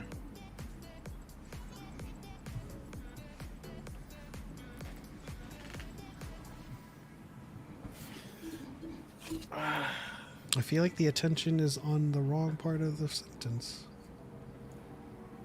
That'll be my only hint.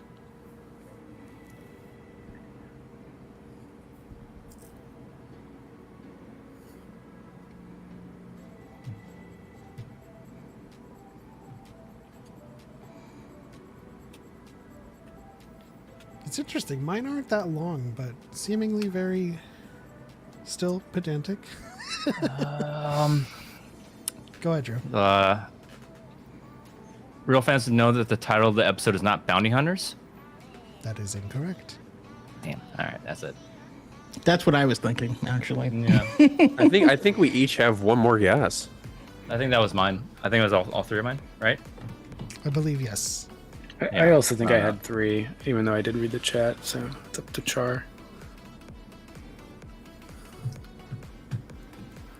That is true, Jackson. That is also correct. Don't forget to hit the like button. Go ahead. Well, real fans would know that I was being harassed by Hondo's pirates. That is incorrect. Until you were protected by your husband, Palps. I think that's it for the, Hey! I think that's it for the guesses. Kenny, congratulations in the chat for getting it right. It was not for Bacta. It was for Nicillum. Okay. So, this last statement by Choco is Drew and Chase's last chance to tie it up with Char. And if that I'm kind of- happens, we're going to have to pull one out of our butts for a tiebreaker. I'm kind of embarrassed about this one now. You've made me feel insecure. I think this one is too pedantic. Well, here we go. Oh my! All right.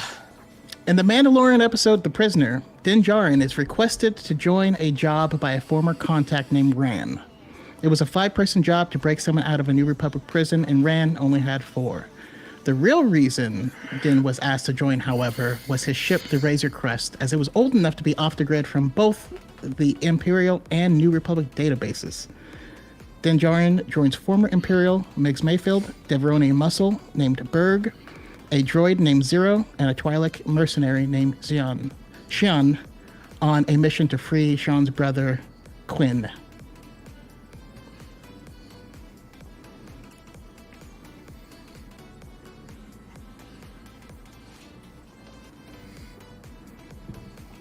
Hey, that's 4 sentences. 4 long sentences. Yeah. Case says Migs G.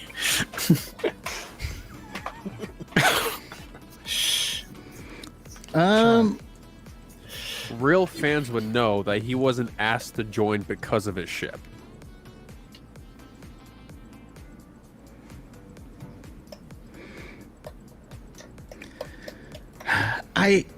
That is correct.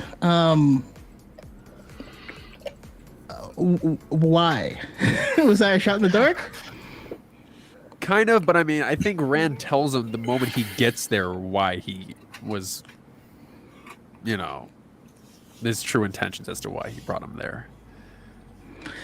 So you definitely got the point by your word choice, but yes, the reason he said Rand said the reason you're allowed to join is the ship, right? But he actually wasn't requested to join. Din asked Rand for the job, and he allowed him to join because of the ship. So it's pretty pedantic, but you got it. Okay. All right. Congratulations to Char for winning. Real fans would know. This week, the prize is nothing, but we appreciate your effort nonetheless. Yes. We'll have to wait until Star Wars Celebration for me to spend a shit ton of money on art so that I can give those away, as I do. Thank you to Drew and Chase and Char for participating. We now move to our final segment, which is another guessing game, but of our own creation. It's time for Pictionary Star Wars. Yes. I've been waiting all day for this.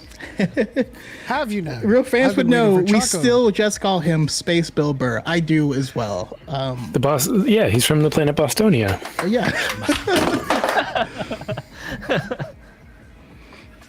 I do love that we What have is it, Space Mendo? Boston. You can't take and off we a helmet have- or you can't show your face. All right, I'll put the Space invite link Scotland as well. in the Discord, just so everybody can find it easier. And for anyone in the chat who wants to join us as well, I will be putting the link in the chat as well. As I say as well too many times. I was thinking, it's too many babies. And of course, we will go to our browser scene.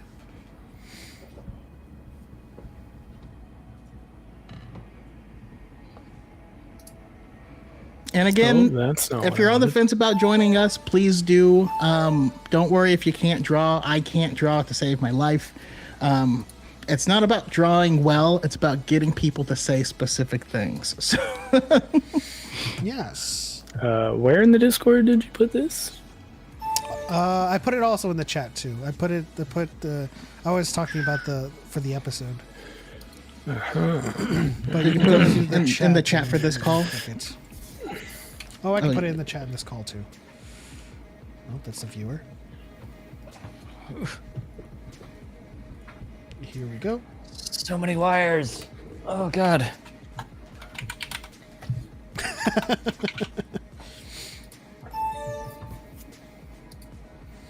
Oh no! We have Marianne, Jackson, Choco, Rogue Leader. Waiting for Char and Chase. Oh, I'm in there. Oh, no. There's Char. So just remember when the options pop up, you do have to pick very quickly. There's a little timer. That timer is for your entire turn, not for picking. So pick as quick as you can. If you have to Google a reference image, do it after you pick. Well said. Well said. I don't think we're expecting anybody else, but we'll give it another 10, 15 seconds before we start. Start thinking about how you're going to draw whatever it is you think you might be drawing. Well, For Element, Choco, you know it that I'm seems going to to be draw phallic. with this beautiful trackpad I have. Okay, it's gonna be fantastic. It will be Nothing's fantastic. changed. I never got the mouse, so it's gonna be the same old good stuff. You know. Listen, it could be worse. You could be drawing with one of the old keyboards with a little like nub in the center that you use. to Oh, move the no. mouse. Those are so good. it's like an Etch-a-Sketch, basically. Oh man, how long ago did we tell you to get a mouse? Like 4 months ago, Was it 4 months ago? maybe longer than that. And be careful, you might get a pop-up that says, "Are you still there?" Definitely keep an eye out for that and click OK so you don't get disconnected. I just had a pop-up, so that's why I say it. All right, let's start. All right. Here we go. I'm gonna do a simple version of this time.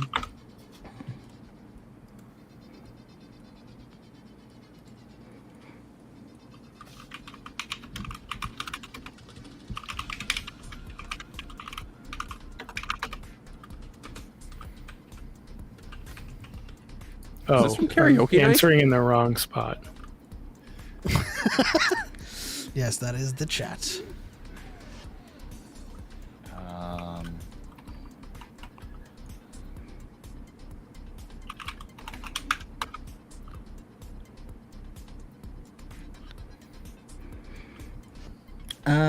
Chase is getting close.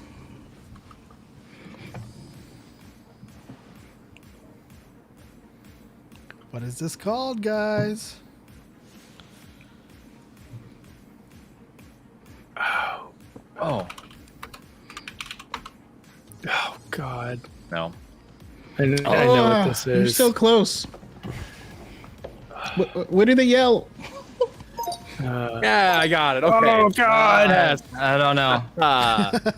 on something. On Dasher, on Blitzen. Rudolph the red-nosed reindeer. Ooh, who snuck in at the last minute? Oh, Chase did. Nice. On program. On program. What in the name of Oh. stick figures? Listen, I'm trying to be quick about it, you know? I thought you were gonna do the Anakin Skywalker like pole dancing meme. No, because it looked like you guys were drawing the Macarena. I was like, was that what? Were you just drawing what karaoke night was like? Is the Macarena just all the time? And you were like this. It was like the last part of the Macarena. I was like, wait, what's going on here?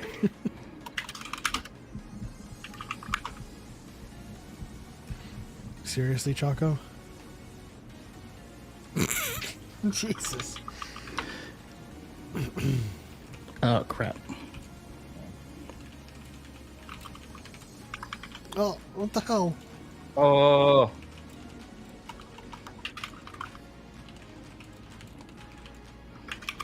No? No! What the hell? God, those are stairs.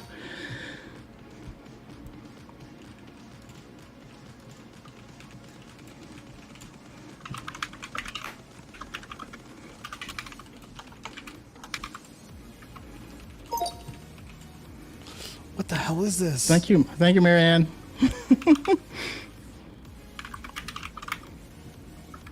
Oh. There you go. What? Darth Vader. Oh, from Empire. Oh, that makes sense. It said Darth Vader was close. I'm like, okay, so it's I the was like- character. I was like Darth Vader, Vader, I typed in Anakin Obi-Wan versus Vader like versus I saw- Obi-Wan versus Darth Vader. I saw a shorter figure. I'm like, oh, so it's Anakin killing a youngling. So it's Anakin. I typed in Obi-Wan versus Vader maybe 8 times and expected a different Same. outcome. All right.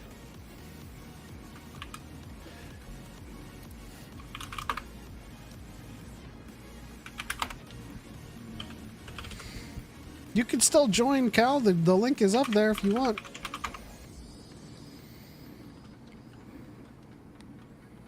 What is this? An amoeba of some sort. Sir?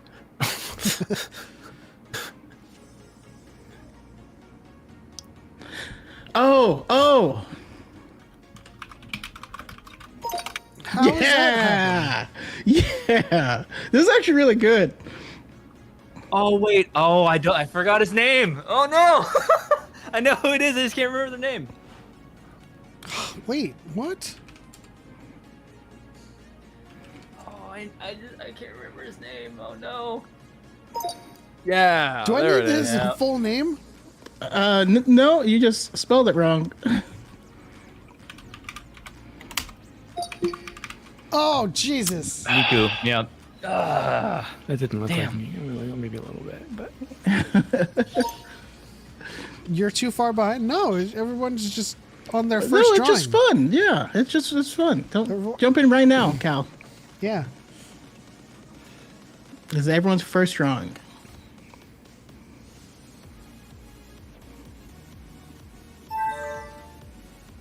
There we go. hint. Okay.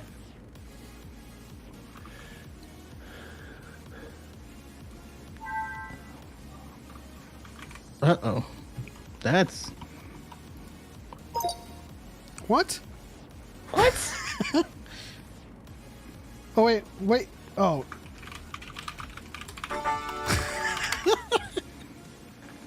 Just based off the letters. Sorry.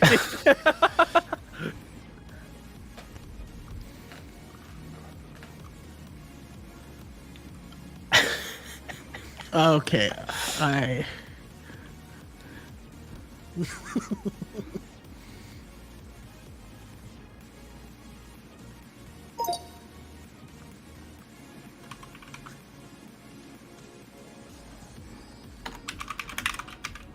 So sad.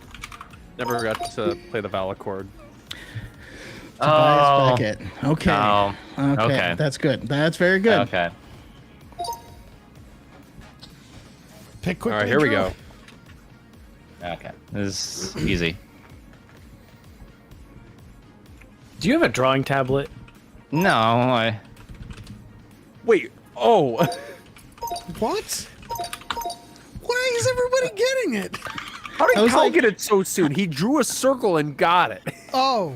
Oh, I mean, I would have gotten faster, but I wrote Dearth Star first. I was like, oh, is that IDO? Are we doing torture droids? No, I thought what he drew was like a circle with an eye on it, and I was like, it's a person? And then like it hit me. Yeah. I was so confused. Cal, all he did was draw the circle and he got it. What? Cal, you are good. Oh. And you didn't want to join.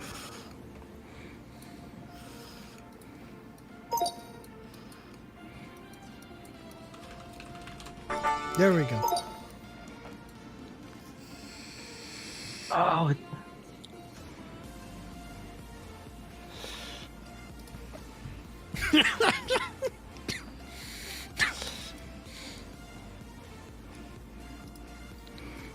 I like how Oh, I said hi, like high ground. I'm so dumb. Hey. I'm so dumb. Oh no.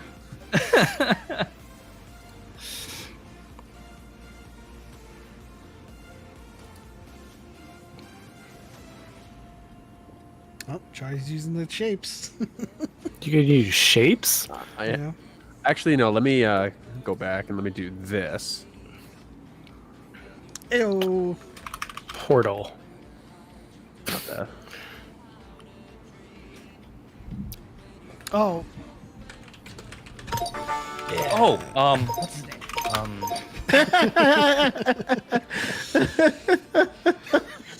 That is some funky hat. Yeah. is that a mustache? This must have been. It's supposed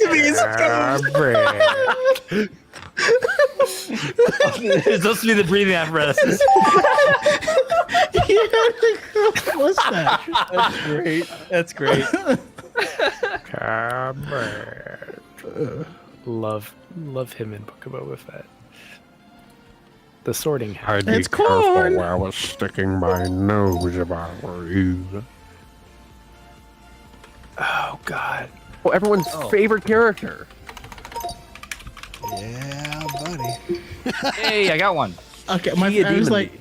it's corn. Like, that's all I could see is corn. Ahead of corn. Beijing cool.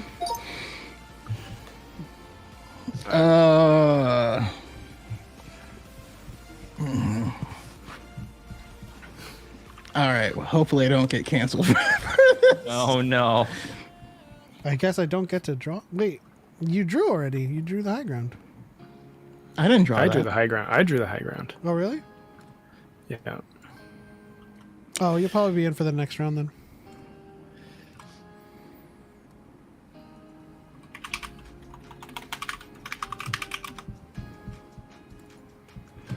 Cal said Santa.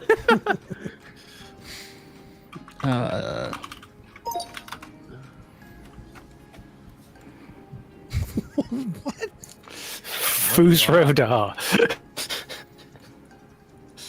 Fusroda.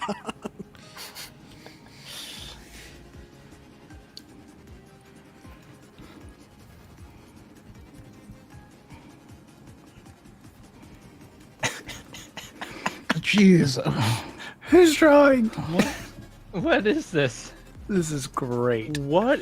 Only one What is person's got this? it. Oh, Huh?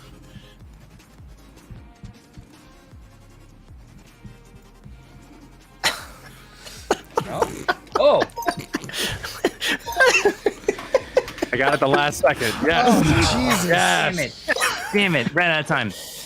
I was like, who has red hair? I'm like, oh. There's like That's 5 how people with circular red base. hair total.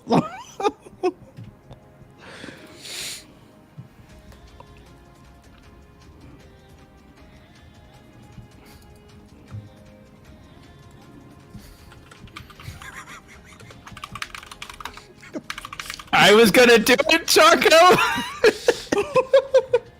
You gotta.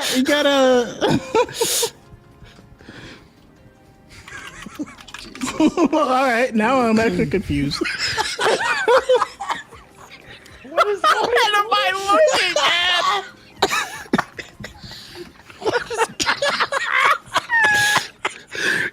Oh no!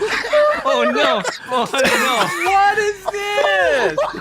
What is going on? Is that supposed to be a human? That's Oh, a good no. guess, Choco. I'm surprised it's not that. It's looking at me. It's staring in my soul. Is that supposed to be a gun? He's got a plate. Oh, I thought it was. Oh, jeez.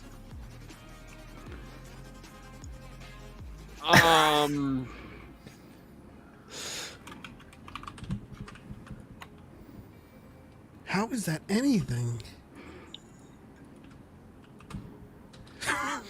Just be worse. Huh? Oh my god! Is that a beak? What was it? Please put in the chat what it was. I have to know. I have to know. Daxon, what the hell? Zuckus? Zuckus. Jeez. Really? Oh, that was Oh my Zuckus. Okay. God. Okay. I get it now. Oh, man. It was a beak. What was it? A proboscis? I don't know. I don't know. From the drawing, I didn't think it was a Gand.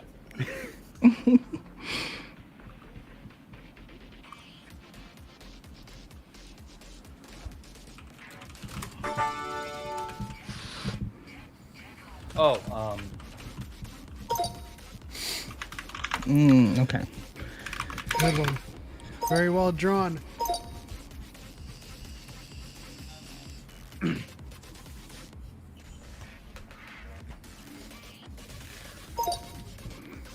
I like the little pilots. You know what? I'm glad I didn't get Zuckus. Because that was a damn good ass drawing.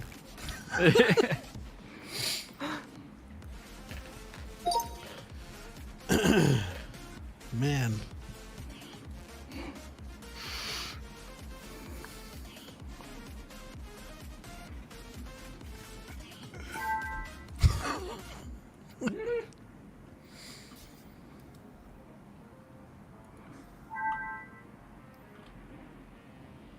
Oh.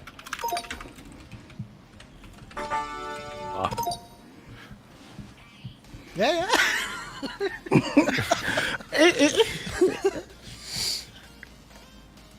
I was gonna say Plankton has gained some weight. Oh.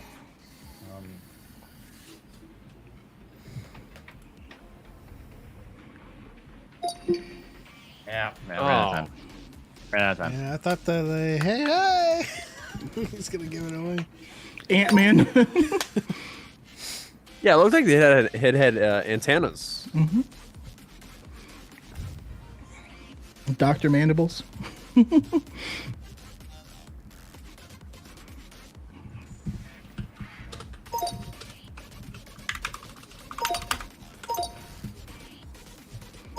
That was really good.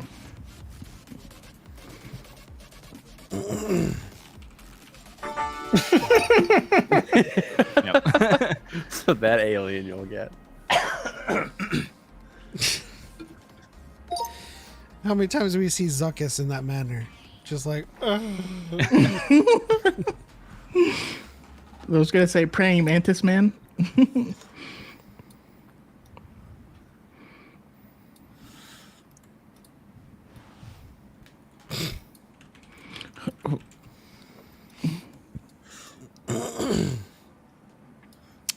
um,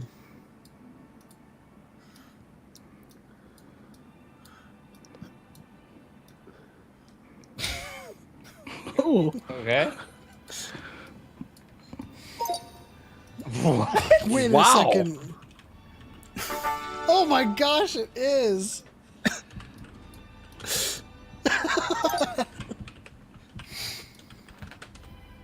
Oh.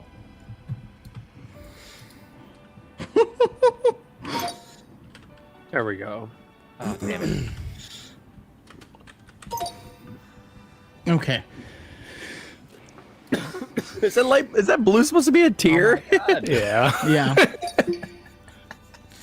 It was the I whole. didn't have It the was dash. the whole. It was the Okay. gut stab. I thought it was one of the Vex. All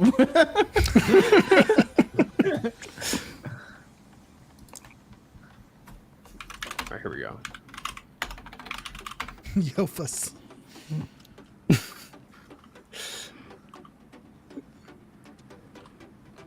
Tonberry.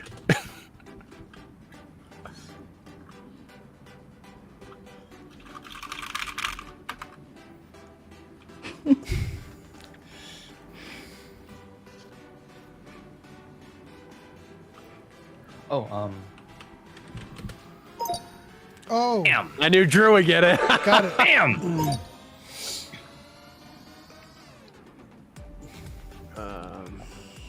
What? Oh my gosh, I have nothing.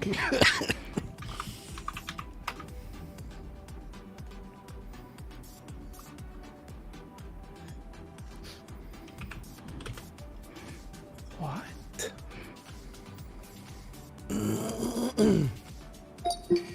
Hey, Okay. it was the leash. The Twi'lek that got swole. I was close. I said Swallow. Dobby. Oh, jeez, I'm gonna need reference for this.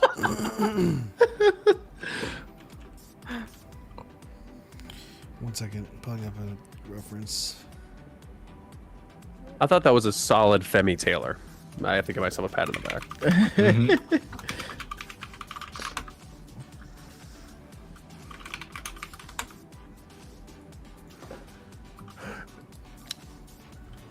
Oh! Yes! Ah!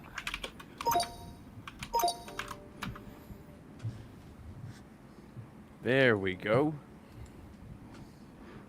That's actually really well That's done. really good. Thank you. All right. Okay. Wow.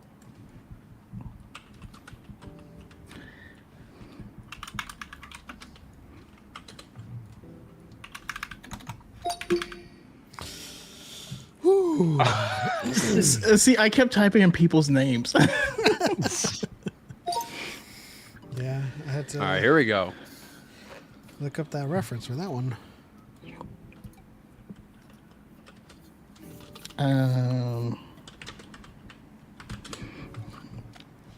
I suppose I will do something similar.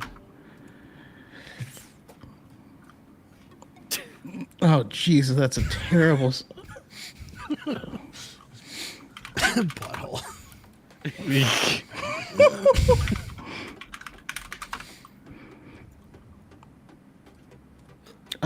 Stupid. Hold on.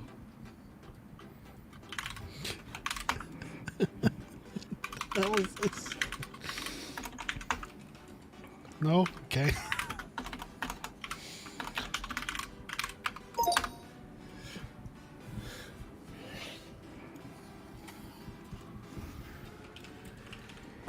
Oh my gosh, it is!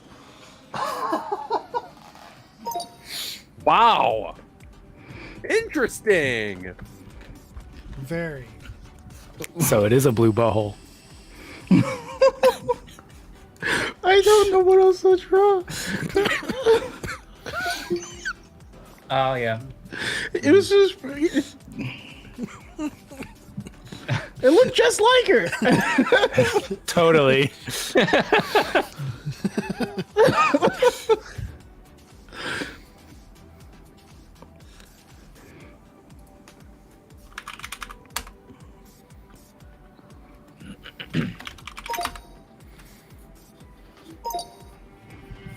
Okay. I'm glad we got that. Yeah. Although it started out phallic. Just saying. Most things do.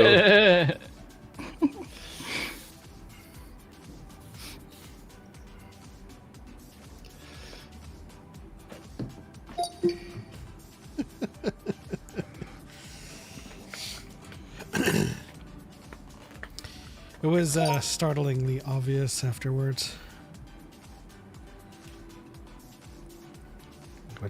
What's Cal got for us? He's got a triangle. Triangular prism.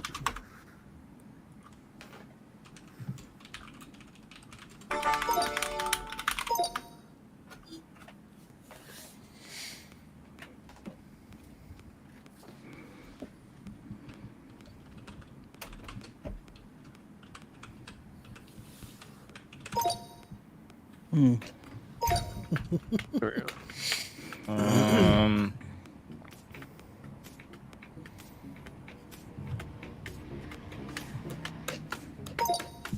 There it is. This one got run over by a steamroller. All right. That will end our Pictionary Star Wars. Thank you guys so much, everyone in the chat, for was fun. joining us in that game. It was a lot of fun, particularly Zuckus. That just Yeah. penetrated our souls. It was just like looking both ways and like, Zuckus was amazing. Yes, Dex, I appreciate it. That's why I love this game. It doesn't matter if you can draw or not. Sometimes you get it, sometimes you don't. Sometimes Ula looks like a little green Dobby. You know. Thank you. I would like to thank Chase for calling in, as well as Drew and Char for being guests on today's episode of Dyad in the Force. Shout out to everyone in the chat for tuning in and hanging out and also playing Pictionary with us. It's always a fun time. Next week, Choco, let's lighten up the sentences on, on Real Fans Would Know. Just have the whole chapter from one of the books, and we'll just see if we can get one of the words wrong. Choco's all about distracting you and slapping you. We say that, but most of mine were guessed and fairly quickly, and it's the first week. Like I don't understand, like all the hate. Like we've done weeks of you being the pedantic one, but now I get the nickname. Hey, I'll own it. I'll own it because the first week was all about touch and go, like, you know, getting a feel for it. But No, it's all good. It's all These good. were, come on, you have to admit, you warned me. You said these are long. I said the first one was. I said one of these was really long because I did the whole speech because I just wanted to read the whole speech because I love that speech. But yeah, most of these were 4 sentences. All right, leave me alone.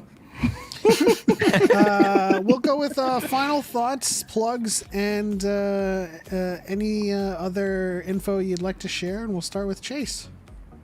Yeah, you can. Final thoughts. This episode of the Bad Batch was great. I sure do hope they lose the Marauder because that ship sucks. And yeah, you can follow me on TikTok at Forward Into Black. I'll be talking about Star Wars and Star Citizen on there, and I'll probably start streaming under the same name here in the next couple days. Awesome. Ooh, more Star Citizen. Yay.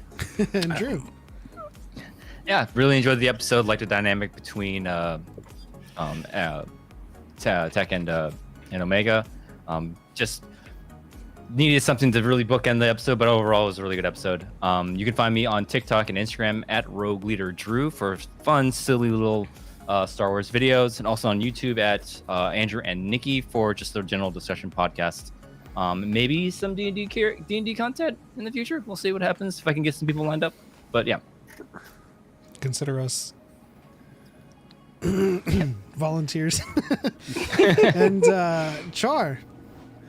It's a honor to be the reigning RFWK champion. I mean, I think Tabal holds that, but he just made up that he holds it. So I don't. He won once. We have a couple of winners, and perhaps we'll get you all back for like a celebration. Real fans would know, and then perhaps maybe we'll have our own belt in the vein of Podwans. Because Pep, I know you got that belt still. Yes. Oh, speaking of belts, Char J has been on a quest to make all of Star Wars TikTok in WWE 2K22. I'm just saying, Rogue Leader Andrew, if he wanted, he could take any belt. I mean, he has the belt behind him, so It forever stays there. I literally stole it as I left LA. You're supposed to leave the belt here, Andrew. Yeah. But you can find me on Instagram, TikTok, and Twitter at CharCharJ, as spelled right here. And you can find me over on my YouTube channel at the Podwans, where we go live every Thursday night to cover our Star Wars Rebels rewatch. This upcoming Thursday, we're going to be covering Season 2, Episode 19, The Forgotten Droid. And yeah, you can on my TikTok, where I mainly post my Star Wars videos, lore, facts, workout videos as of right now. And I got 2 coming very soon. So. Awesome. Go ahead and follow our guests. And I do believe our good friend Cal4 may be streaming after this. I might try to go and seek Ant-Man. Choco, any final thoughts? Anything you'd like to share before we wrap things up? yeah, just awesome guests, awesome episode, awesome time to be Star Wars fans. You know, like and we always say it, but it keeps getting better and better. Stay tuned because we are also going to be covering the Battle of Jeddah, as well as some other cool stuff. So yeah, stay tuned here and Dyad in the Force, and follow us everywhere. Absolutely, and that goes out to you as well. Official Star Wars account on TikTok. Follow me. I'm the other Dyad. And yes, Cal will be streaming Overwatch 2 over on his stream after this episode ends. So go over to twitch.tv/Cal4. I may be joining him, but that depends on my wife if she says I can. Yeah, so go on over there if you're interested in watching his stream after we are done here. But yeah, that'll do it for this episode of Dyad in the Force, episode 112. Thank you to our guests once again, and that's it. On to the next one. For Light and for Life. We're all the Republic. And may the Force be with you always.